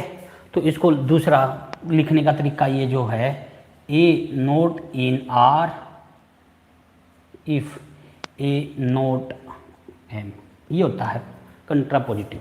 कई बार उसका अपोजिट लिखना आसान होता है। मुझे दिखाना तो क्या है, मुझे दिखाना है कि you V W L D होगा जब ये एल डी है, तो मैं इसका अपोजिट दिखा देता हूँ। अपोजिट मतलब ये है, मैं ये दिखा देता हूँ, if U V W L I then U plus A V plus B W V W L I, ये दिखा दो एल आई। मतलब ये नहीं है तो ये नहीं होगा, तो रिवर्स करेंगे तो ये है तो ये होगा। क्लियर हुआ? If U V W L I then this is L I, तो इसका कंट्रापोजिटिव ये हो जाएगा, if this are L D then this are L D. लिखो क्या, इफ ए देन बी। अगर ये दिखाना हो आपको तो आप चाहो तो ये दिखा दो, if not B then not A. अगर आपको कभी ये दिखाना हो तो आप ये दिखा सकते हो, इफ़ ए देन बी अगर दिखाना हो तो आप ये दिखा दो, if not B then not A. ठीक है? क्यों? क्योंकि एल आई का कंसेप्ट आसान है। क्यों?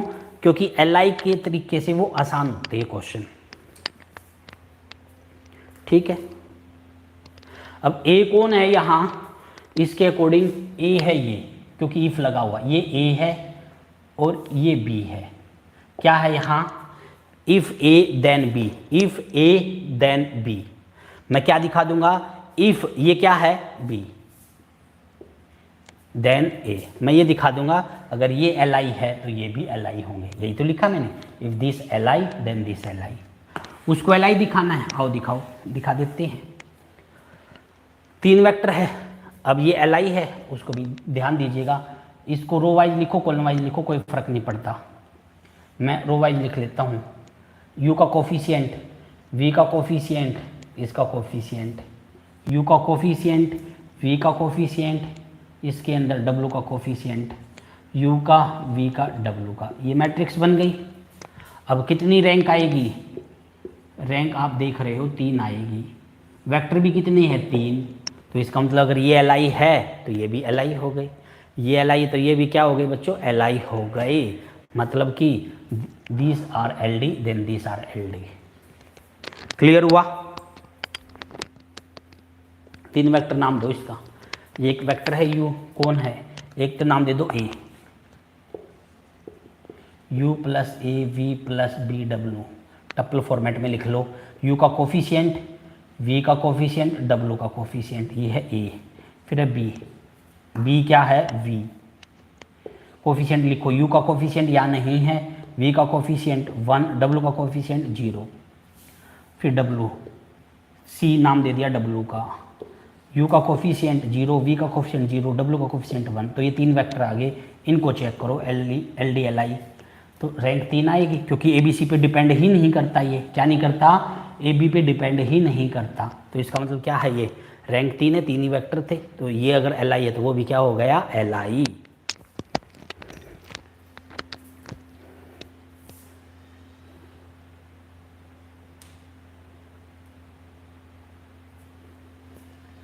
क्लियर हुआ।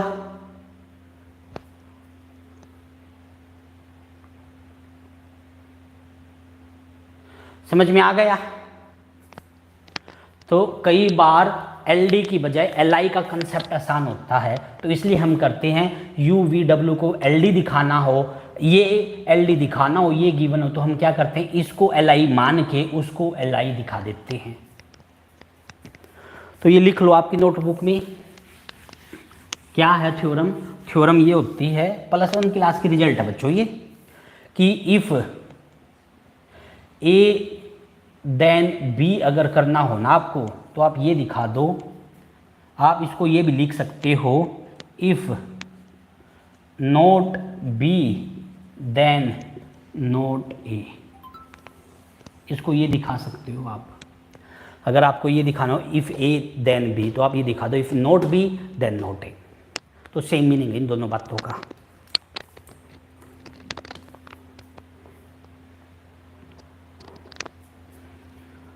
ये था 21वां। 24वां भी बताना है बच्चों आपको, जल्दी से कमेंट करके बताओ, क्या आपको 24वां भी बताना है।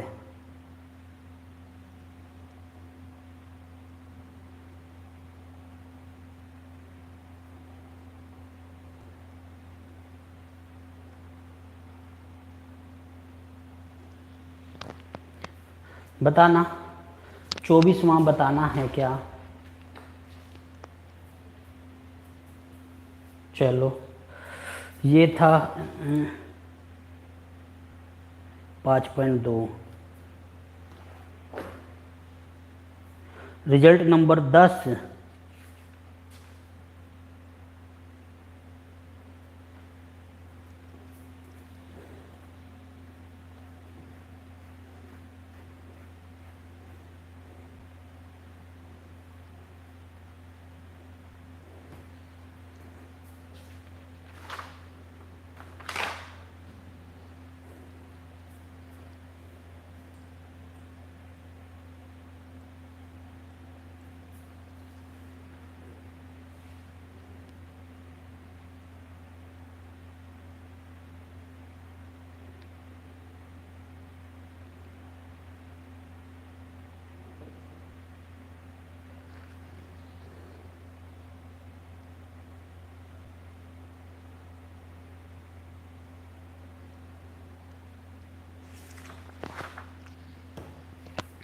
आगे बढ़ते हैं। देखो 10वां एक्चुअली है ना चैप्टर नंबर 7 में आएगा, अभी रिजल्ट के तौर पे याद रख लो, चैप्टर नंबर 7 पे आएगा रिजल्ट 10। वेरी इंपॉर्टेंट है ये, इसलिए मैंने यहाँ करवा दिया। मेनली ये उसके अंदर आएगा चैप्टर नंबर 7। लीनियर ट्रांसफॉर्मेशन जब पढ़ेंगे, क्या पढ़ेंगे बच्चों, जब लीनियर ट्रांसफॉर्मेशन सीखेंगे वहाँ आएगा ये कंसेप्ट।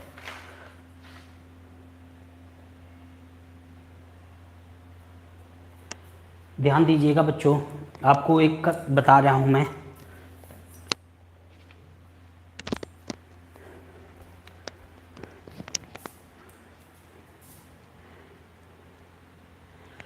इफ ए कहाँ बिलोंग करता है, MNR में, ठीक है,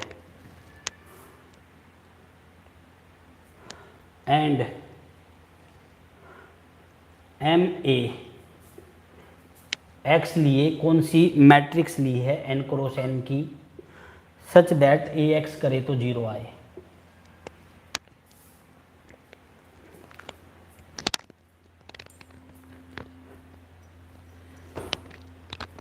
ठीक है,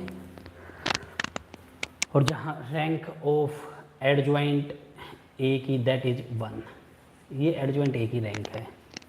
ठीक है बच्चों, तो MA के अंदर क्या है, वो सारी की सारी AX की कलेक्शन है।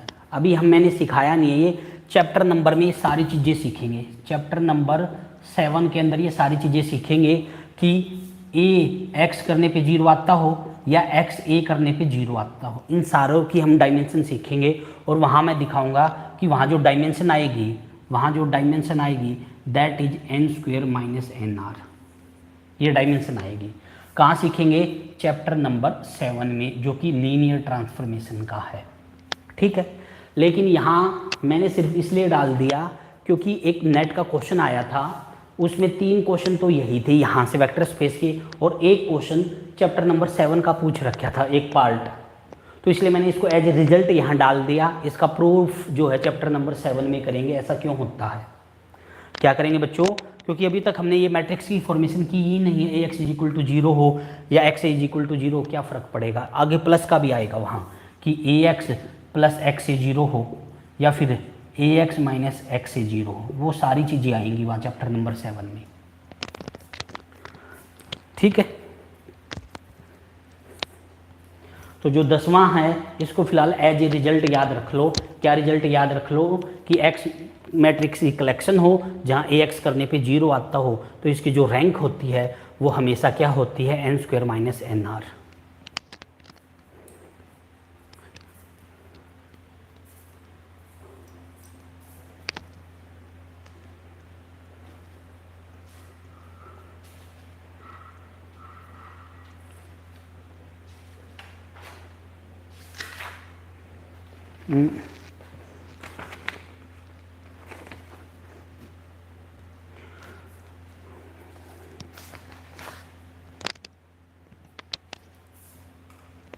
नेक्स्ट क्वेश्चन पे आओ।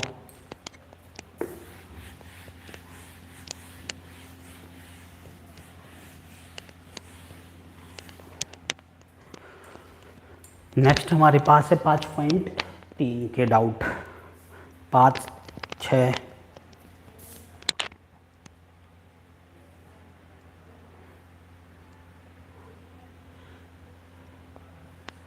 11 का B, और फिर 15 को इकट्ठा लिख लेंगे।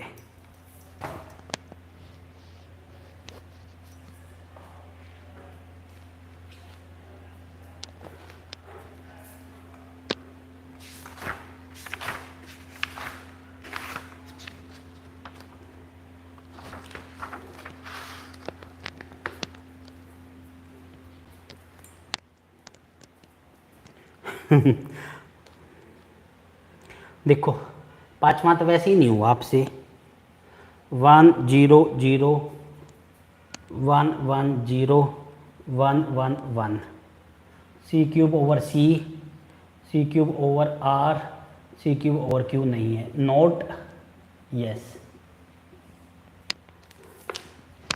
देखो क्या दिखाना है ये कि ये बेसिस बनेगा और वो बेसिस नहीं है। एक बात बताओ, डायमेंशन की अगर बात करूं, डायमेंशन सी क्यूब ओवर सी की अगर बात करूँ बेसिस डायमेंशन तो 3 आएगी। कितनी आएगी? 3।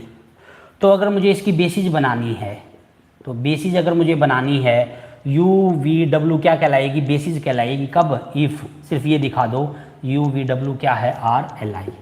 एल आई दिखा दो या फिर ये दिखा दो you V W generating set, ये दिखा दो। ठीक है, क्योंकि 3 है। अब ये 3 वेक्टर है, ये 3 वेक्टर है और आप देखोगे तो ये एल आई भी है, निकाल लेना। एल आई भी आएंगे, रैंक 3 आएगी। एल आई भी है तो इसका मतलब ये क्या हो गए? बेसिस बन गए। किसकी बेसिस बन गए? इसकी। लेकिन जब आप सी क्यूब ओवर आर पे जाओगे तो कितनी डायमेंशन आती है इसकी? इसकी डायमेंशन आती है बच्चों 6। कितनी आती है? डायमेंशन 6। तो बेसिस बनने के लिए, बेसिस बनने के लिए कितने मेंबर होने चाहिए? 6। A B C D E F, कितने मेंबर होने चाहिए? 6। क्या हो? या तो वो एल आई हो या फिर वो जनरेटिंग सेट हो। कितने मेंबर होने चाहिए? 6। अब ये तो कितने मेंबर है? 3 मेंबर है और बेसिस बनने के लिए तो 6 होने चाहिए, क्योंकि डायमेंशन कितनी है इसकी? इसकी डायमेंशन 6 है। तो इसका मतलब ये क्या नहीं बन सकता? बेसिस नहीं बन सकता सी क्यूब ओवर आर। क्यों? क्योंकि उसकी डायमेंशन तो 6 है, 6 वेक्टर होने चाहिए थे, ये तो 3 है, तो ये बेसिस नहीं बनेगा। और जब सी क्यूब ओवर क्यू की बात करें तो कितने मेंबर होते हैं? इनफाइनाइट। कितने मेंबर होते हैं? इनफाइनाइट। जबकि ये तो 3 मेंबर है, तो ये बेसिस नहीं बनेंगे इनकी। क्लियर? बताओ, 5वां क्लियर हुआ?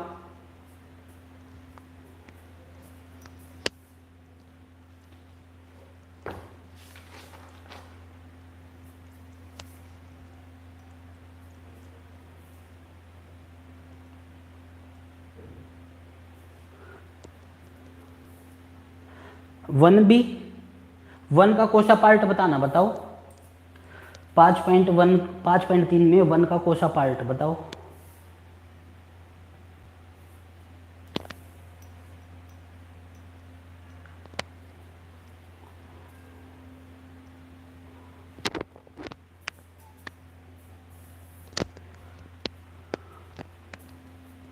बताओ 5.3 में अगर 1 का बताना है तो कौन सा पार्ट बताना है 1 का?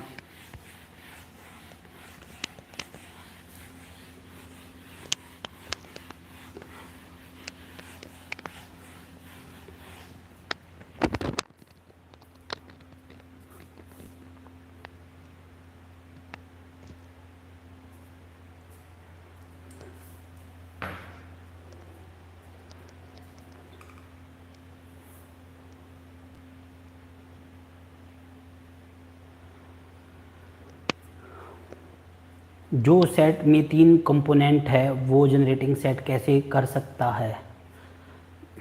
आओ 3 वाला लेके दिखा देता हूँ।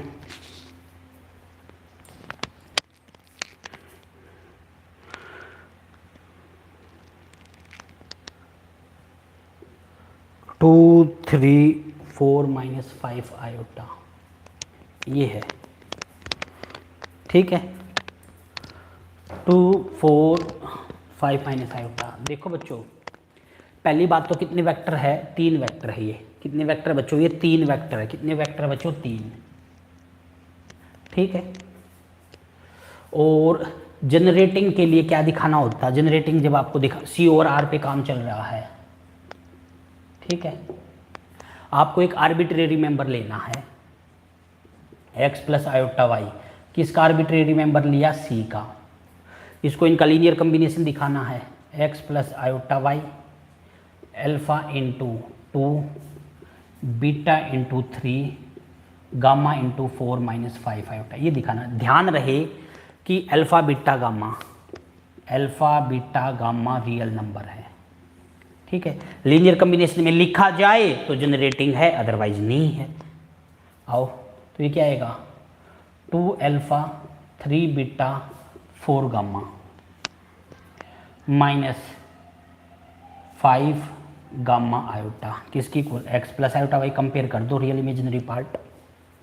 इमेजिनरी पार्ट यहाँ y, वहाँ माइनस का 5 गामा। गामा की वैल्यू तो आ गई, माइनस का y/5, ये आ गई। अब x किसके को लिखेंगे? 2 alpha plus 3 beta minus Y by 5। अब आपकी चॉइस है, अल्फा बीटा तो फ्री है, एक इक्वेशन किसी को 0 कर दिया, मैंने बीटा को कर दिया 0, कुछ भी ले सकता था, मैंने 0 कर दिया। x प्लस वाई बाई 5 किसके इक्वल आ गया 2 अल्फ़ा, तो अल्फ़ा की वैल्यू आ गई, कितनी आ गई x by 2 Y by 10। Clear हो गया। अल्फ़ा की वैल्यू कितनी आ गई ये, बीटा की वैल्यू आ गई ये, गामा की वैल्यू बीटा की 0, गामा की ये। मतलब ये कैसा एलिमेंट था, आर्बिट्रेरी मेंबर था, और ये इनका क्या लिखा गया, लीनियर कॉम्बिनेशन में लिखा गया। अल्फ़ा बीटा गामा क्या होना चाहिए, रियल। अब एक्स वाई क्या है, एक्स वाई तो रियल नंबर होते हैं ना, एक्स वाई रियल नंबर है, तो वाई बाई 5 भी एक रियल नंबर होगा और ये भी एक रियल नंबर होगा, और मुझे अल्फ़ा बीटा गामा लेके आने थे जो रियल नंबर हो, तो मिल गई, हाँ मिल गई। कैसा मेंबर था, आर्बिट्रेरी मेंबर, वही इसके लीनियर कॉम्बिनेशन में लिखा गया। तो इसका मतलब ये कैसा सेट है, ये हमारा जनरेटिंग सेट है। कैसा सेट है, जनरेटिंग। क्लियर हुआ, कैसा है ये, जनरेटिंग सेट।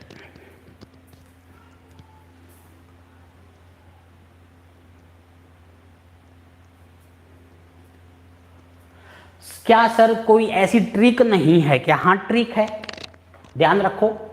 ट्रिक अगर आपको देखनी हो, ट्रिक अगर आपको देखनी हो, ऐसे 3 हो तो इसके 2 मेंबर उठा लो, 2 मेंबर उठा के देखो एल बन रही है या नहीं।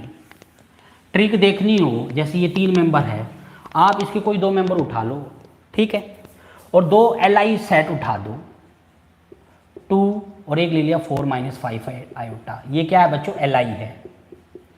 क्या है बच्चों, एल है। ये सेट क्या बनाता है, ये सब सेट है। ये क्या बनाता है, ये बेसिज है, किसकी बेसिज है, C ओवर R की, ठीक है। ये क्या है, बेसिस बनता है, ठीक है। और ये जो 2 है और 4 माइनस 5 आयोटा है, दिस इज द सबसेट, ये हमारा सबसेट है। क्या है बच्चों, सबसेट है इसका, ठीक है। और जब सबसेट क्या बनाता हो, बेसिस बनाता हो, जब सबसेट क्या बनाता हो, बेसिस बनाता हो, तो जो बड़ा सेट है वो हमेशा जनरेटिंग सेट होता है, बड़ा हमेशा जनरेटिंग सेट होता है। क्लियर हुआ। मतलब ये है कि इफ ए बी सी क्या हो, बेसिज हो, किसकी, वी की, और एक सेट बना दिया A B C D E F H, ये बड़ा सेट बना दिया, तो ये सेट हमेशा क्या होता है, ये हमारा हमेशा ही क्या होता है, जनरेटिंग सेट होता है। और बेसिस की अगर बात करें तो बेसिस होता नहीं है, क्यों, क्योंकि एलडी होता है। ये ट्रिक है।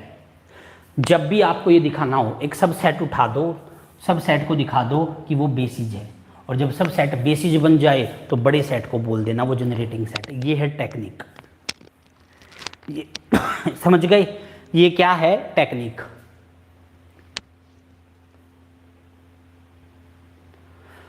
यानी कि आपको कैलकुलेशन करने की जरूरत नहीं पड़ेगी, ठीक है। छोटे सेट को क्या दिखा दो, एक बेसिस दिखा दो छोटे सेट को, सब सेट अगर बेसिस बना दिया तो बड़े सेट को क्या बोल देंगे, जनरेटिंग सेट। बड़े सेट को क्या बोल देंगे, जनरेटिंग सेट।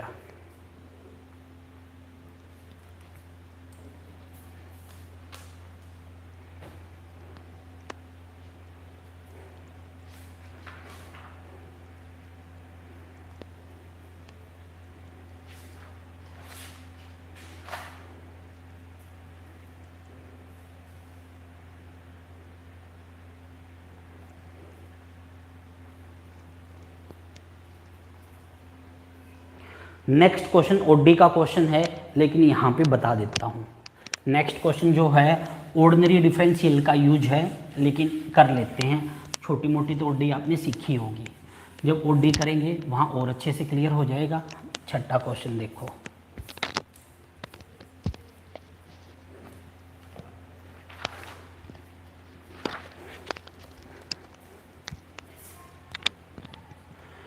डी की क्यूब वाई डी एक्स की cube minus 7 D Y by D X minus 6 Y बराबर 0।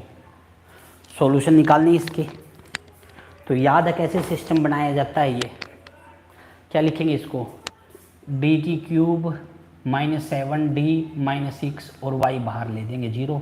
क्या करना होता है, डी को ले लेंगे m, तो ये हो जाएगा m की क्यूब माइनस 7m माइनस 6 बराबर 0। हिट एंड ट्रायल से वैल्यू निकालेंगे। m की एक वैल्यू तो मैं जानता हूँ, दैट इज़ 1। 1 से बात बनेगी, -1 से बात बनेगी। क्यों? ये हो जाएगा -1, ये प्लस का 7 और ये -6 है ही 0। तो बाकी निकाल देंगे सिंथेटिक डिवीजन से। 1 0 x² का कोफिशिएंट -7 और ये -6। -1 से भाग करेंगे, ये 0 सॉरी -1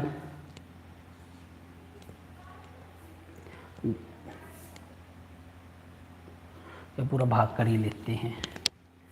m की क्यूब -7m -6 किससे? m+1 से। m स्क्वायर पे जाएगा, m क्यूब प्लस m का square minus m square -7m -6। अब किस पे जाएगा? माइनस के m पे। तो कितना हो जाएगा ये? -m का स्क्वायर माइनस का m प्लस तो माइनस का 6m माइनस का 6। अब किस पे? माइनस का 6 पे। तो ये क्या हो गया? m square -m -6। तो क्या आएगा ये? m -3 m+2। तो m की वैल्यू आ गई 3 और -2। तो m की वैल्यू क्या आ गई? m की वैल्यू आ गई -1 -2 और 3। ये वैल्यू आ गई।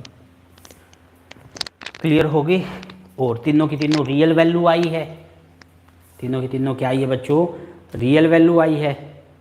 सॉल्यूशन निकाला कैसे जाता है इसका? सॉल्यूशन निकाला जाता है बच्चों y(x) = c1e की पावर -m कितना है? -m1x c2e की पावर m2x c3e की पावर m3x। m की वैल्यू पुट कर देंगे तो क्या आ गया ये?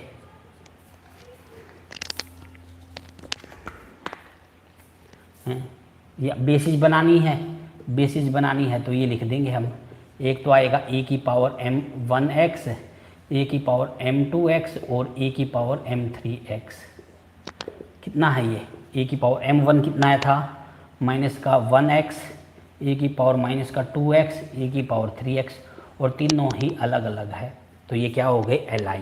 तो ये क्या बन गया? Generating set. क्या हो गया ये? Generating set.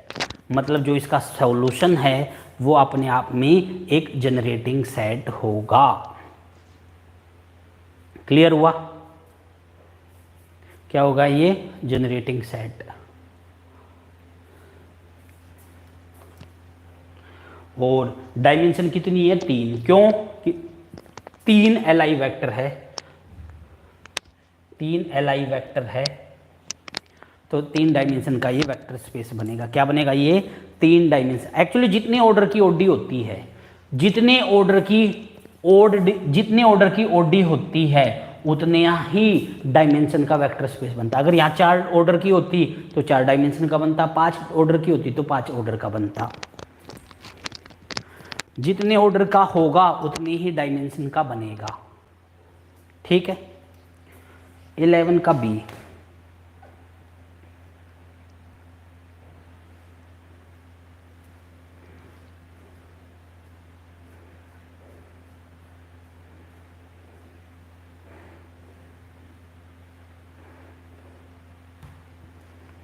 Find homogeneous system whose solution space is spanned by the following vector.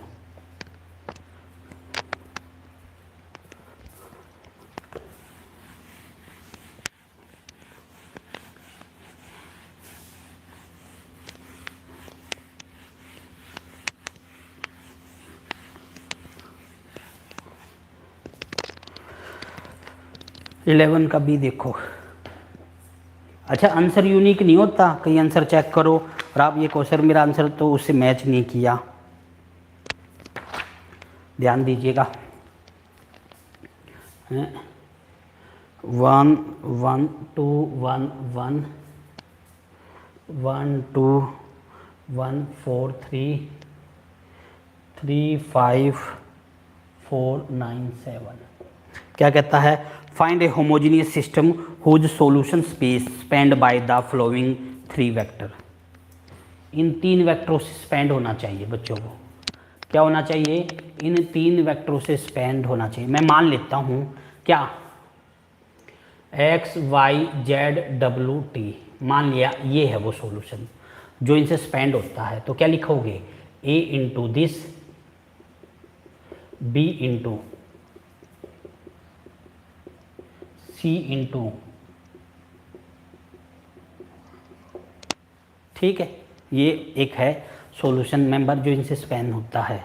आप क्या लिखोगे? इक्वेशन बनाओगे सिर्फ, या उस पर भी नहीं जाना चाहिए तो बड़ा प्रोसेस हो जाएगा। आप सिंपल क्या करो, 1 2 2 1 1 1 2 1 4 3 3 5 4 9 7, डबल आर एफ फॉर्म लिखो इसके और इसके वेक्टर लिख देना। क्या लिख दो? इसकी डबल आर एफ फॉर्म लिख लो। मैं लिख देता हूँ, चलो 1 2 2 1 1 घटाओ 0 0 -1 3 2, 3 टाइम करके घटाओ 0, 3 टाइम करके घटाएंगे यहाँ तो माइनस का 1 1 1 1 1 2 1 1 था तो यहाँ 1 बचेगा। 3 टाइम करके घटाया 0, 3 टाइम करके घटाया 2, 3 टाइम करके घटाया माइनस का 2, 3 टाइम करके घटाया 6, 3 टाइम करके घटाया 4, ये ख़त्म। अब इसको इक्वेशन वाइज लिख दो चाहो तो। यही क्या होगी पहली, x plus 2y plus 2z plus t plus w बराबर 0। हमें क्या चाहिए इसका? हमें चाहिए सॉल्यूशन स्पेस यानी कि नलिटी।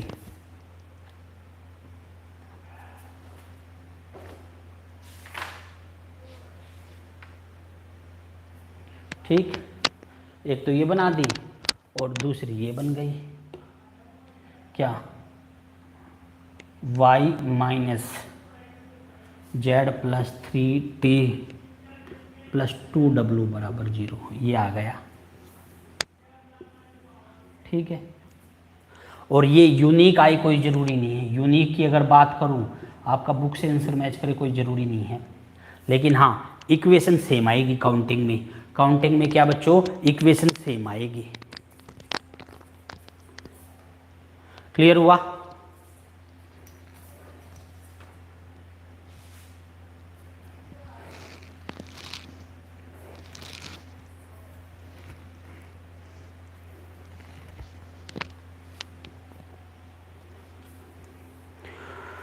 उसके बाद क्वेश्चन नंबर 15 पे आ जाओ।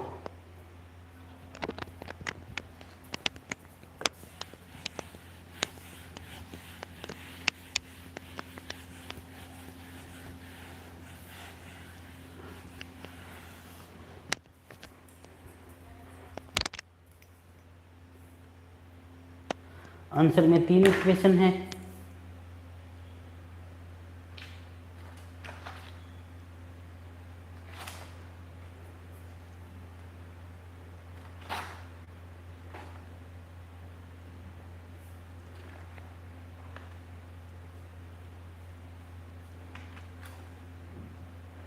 गलत दे रखा है, ठीक कर लेना उसको। 3 इक्वेशन दे रखी है ना, गलत दे रखा है।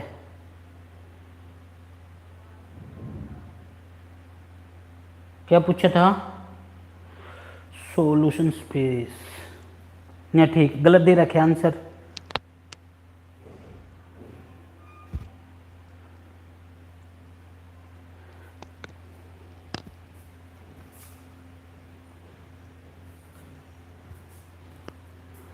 आंसर में गलत दिया हुआ है बच्चों।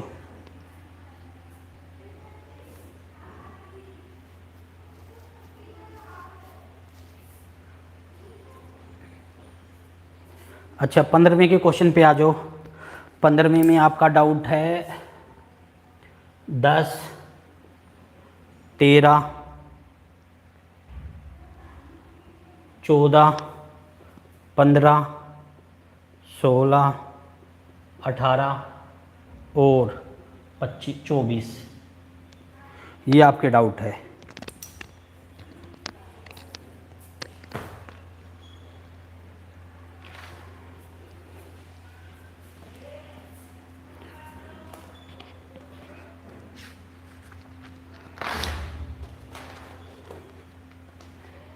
आओ सबसे पहले 10वें पे आ जाओ। 10वां क्वेश्चन क्या है?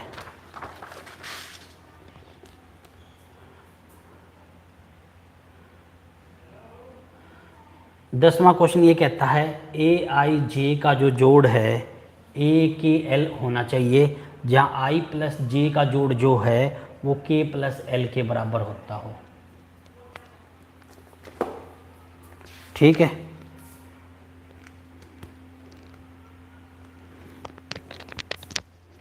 ध्यान दीजिएगा बच्चों।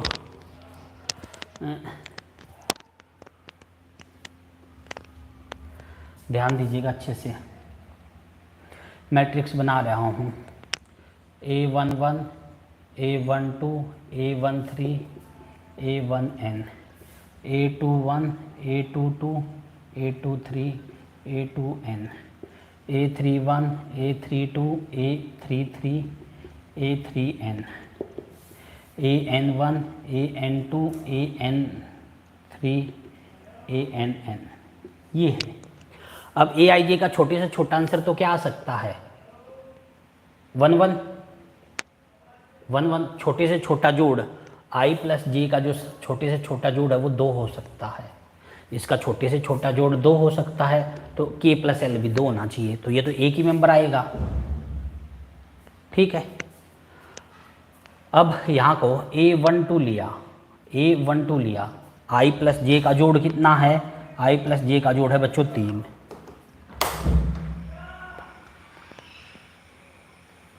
आई प्लस जे का जोड़ कितना है बच्चों? आई प्लस जे का जोड़ है 3।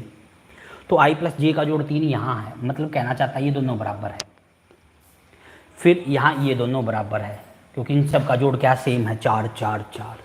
फिर नेक्स्ट इनका जोड़ सेम है 5 5। ऐसे इनका जोड़ सेम होता चलेगा, ऐसे इनका जोड़ होता चलेगा सेम। ठीक है, तो क्या है, जैसे पहले कितने मेंबर था? 1, ये, फिर ये 2, फिर ये 3, फिर ये n तक जाएंगे, फिर ये n-1, n-2 और करते करते 1 तक जाएगा। अगर मैं जोड़ करने की बात करूं, ठीक है, तो कितने मेंबर आएंगे? ये मेंबर आएगा 1 + 2 + 3, कहाँ तक जाएगा? n तक गया ये सेम। और फिर n कहाँ तक होगा? ये n-1, n-2 और 1 तक। अगर मैं अच्छे से इनका जोड़ करूं तो n तक तो जोड़ ये है, ठीक है, और ये n तक का जोड़ है, लेकिन उनमें से एक मेंबर कम है। अगर 1 से n-1 तक गया तो ये काउंटिंग में कितनी है? n-1 है काउंटिंग में। 1 से लेके n-1 तक जा रहे हैं ना काउंटिंग में, n-1 मेंबर ये है और n मेंबर ये है, n और n-1, तो कितनी है? 2n-1। कितने मेंबर है ये? 2n-1। क्लियर हुआ? कितने मेंबर है ये? 2n-1।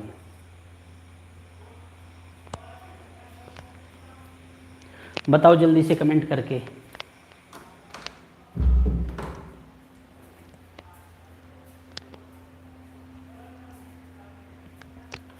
फिर बता, 3 × 3 से समझो, 3 × 3 से समझो। ध्यान देखो, A11, A12, A13, A21, A22, A23, A31, A32, A33। क्या कहता है? ये तो 2 2 इसका ही जोड़ है। फिर इन दोनों का जोड़ कितना है? 3। इन दोनों का जोड़ है 4। इनका जोड़ कितना है? फिर इनका जोड़। ठीक है, ये हो गया। ये कितने मेंबर है? 1। ये कितनी है? 2। ये कितनी है? 3। ये फिर कितनी आगे? फिर घट गई, फिर 2 और फिर 1। ये मेंबर है। अब मुझे चाहिए, ये बराबर है एक्चुअलिटी में, ये सारे आपस में क्या है? बराबर है। ये कहना चाहता है ये आपस में बराबर, ये आपस में बराबर, ये आपस में बराबर, ये आपस में बराबर। तो इसका क्या मीनिंग है? इसका मीनिंग ये है कि ये जो है एक डायमेंशन इसकी, एक डायमेंशन इसकी, एक डायमेंशन इसकी, एक डायमेंशन इसकी, एक डायमेंशन इसकी, ठीक है। तो कितनी डायमेंशन आ गई? 1 2 3 4 5, ठीक है। या काउंट करें रो में कितने, हर एक रो का तो हर एक मेंबर आएगा, रो में तो हर एक मेंबर आएंगे। जैसे 3 रो थी, कितनी रो, कितने मेंबर थे मेरे पास? 3 क्रॉस 3 की थी, तो इसके तो हर एक, ये तीनों मेंबर आ गए, तीनों मेंबर आ गए 3 प्लस इसके कितने आप आए यहाँ, ये तो काउंट हो गई, तो कितने बचे? 2, 1 और 2, कितने बचे? 2, तो कितने मेंबर आए? 5। जब n क्रॉस n की होती है, जब मैट्रिक्स क्या होती है? n क्रॉस n की, तो पहले में तो एक ये, एक ये, एक ये, कितने बनते मेंबर? n मेंबर, प्लस यहाँ तो ये काउंट हो चुके n, तो ये नीचे से कम करते चलते, तो कितने होते? एक ये n है लेकिन एक यूज हो चुका, तो और कितने बचते? n-1। जैसे यहाँ 3 ये मेंबर हो गए, तो यहाँ कितने बचे? 2, क्योंकि ये तो यूज हो चुका, तो n यहाँ है और n-1 यहाँ है, 3 यहाँ है तो 2 यहाँ है, n यहाँ है तो n-1 यहाँ है, तो कितनी हो गई टोटल? 2n-1, 2n-1। समझ में आया? बताओ अब क्लियर हुआ या नहीं?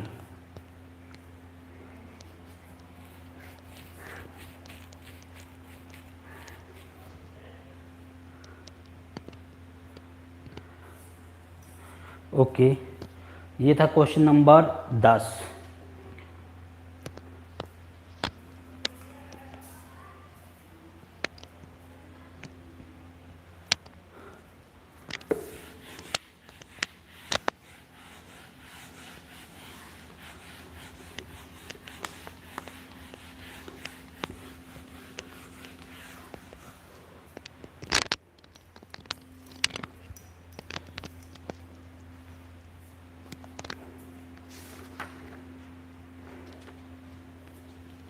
उसके बाद 13 और 14,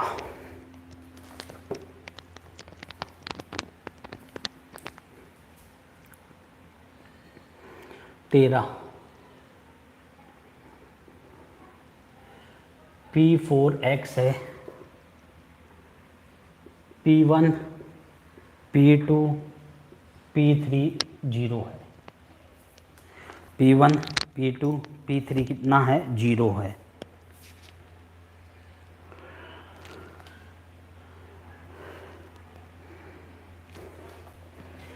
P2 बनाओ, P4 बनाओ। P4 याद है क्या था आपको? Yes sir, A0 A1x A2x का स्क्वायर A³ x की क्यूब A4x की पावर 4। डायमेंशन कितनी होती है इसकी? That is 5। 5 वेक्टर है, 1 2 3 4 5।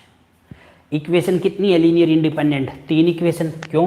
क्योंकि P1 है वो भी 0 है, P2 है वो भी 0 है, P3 है वो भी 0। कितनी इक्वेशन दे रखी है लीनियर इंडिपेंडेंट? 3। तो -5 - 3 यानी कि 2। तो डायमेंशन कितनी आएगी इसकी? 2। कितनी आएगी बच्चों डायमेंशन? डायमेंशन आएगी बच्चों 2।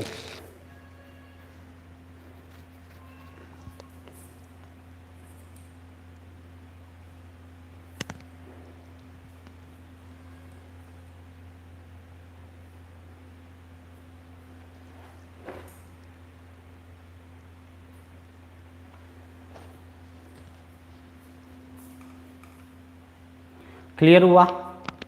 तो 13 की कितनी डायमेंशन आएगी बच्चों? 2। 13 के बाद क्या है? 13 के बाद है आपका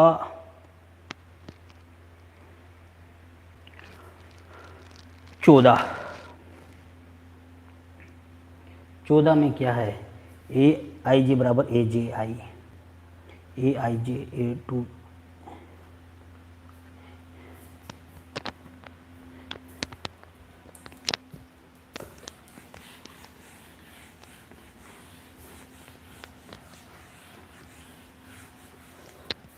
देखो 14 AIJ बराबर है AJI।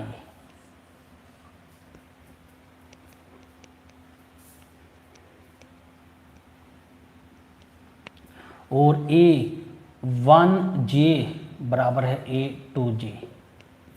ये दो बातें दे रखी है।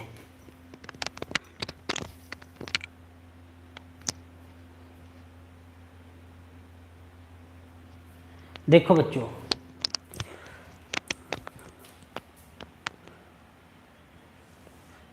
A11 A12 A2N A31 A32 A21 2N A31 A32 A3N। ये है, क्या हो गया, पहली रो और दूसरी रो बराबर है। ये दोनों आपस में क्या है बच्चों, ये दोनों आपस में बराबर है, पहली और दूसरी रो। अगर पहली और दूसरी रो सेम है तो एक रो को चाहूँ तो हटा दूँ, पहली रो हटा दी, पहली रो हटा दी, ये रह गई। मैट्रिक्स की क्रॉस की होगी n-1 क्रॉस n-1। भाई ये दोनों सेम होगी ना, पहली दूसरी रो, एक रो हटा दी, n-1 क्रॉस n-1 हो गई। और ये क्या है, सिमेट्रिक। ये क्या है, सिमेट्रिक। सिमेट्रिक मैट्रिक्स की डायमेंशन क्या होती है, n इंटू n-1/2 ये होती है। n का काम कौन कर रहा है, ये करो, तो ये तो हो गया n। और इसमें से अब एक कम करना है, कर दो कम, बाई में 2, तो क्या आंसर आएगा, n-1 n-2 डिवाइड बाई 2। ये आंसर है, क्या आंसर है, n-1 n-2 डिवाइड बाई 2। ये आंसर है। कौन सा क्वेश्चन है, 14।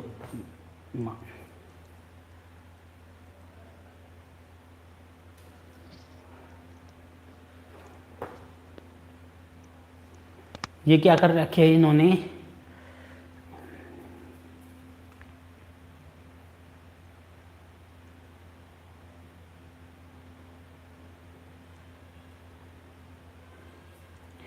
चार्जिंग ख़त्म हो गई है बच्चों, कल होएगी क्लास।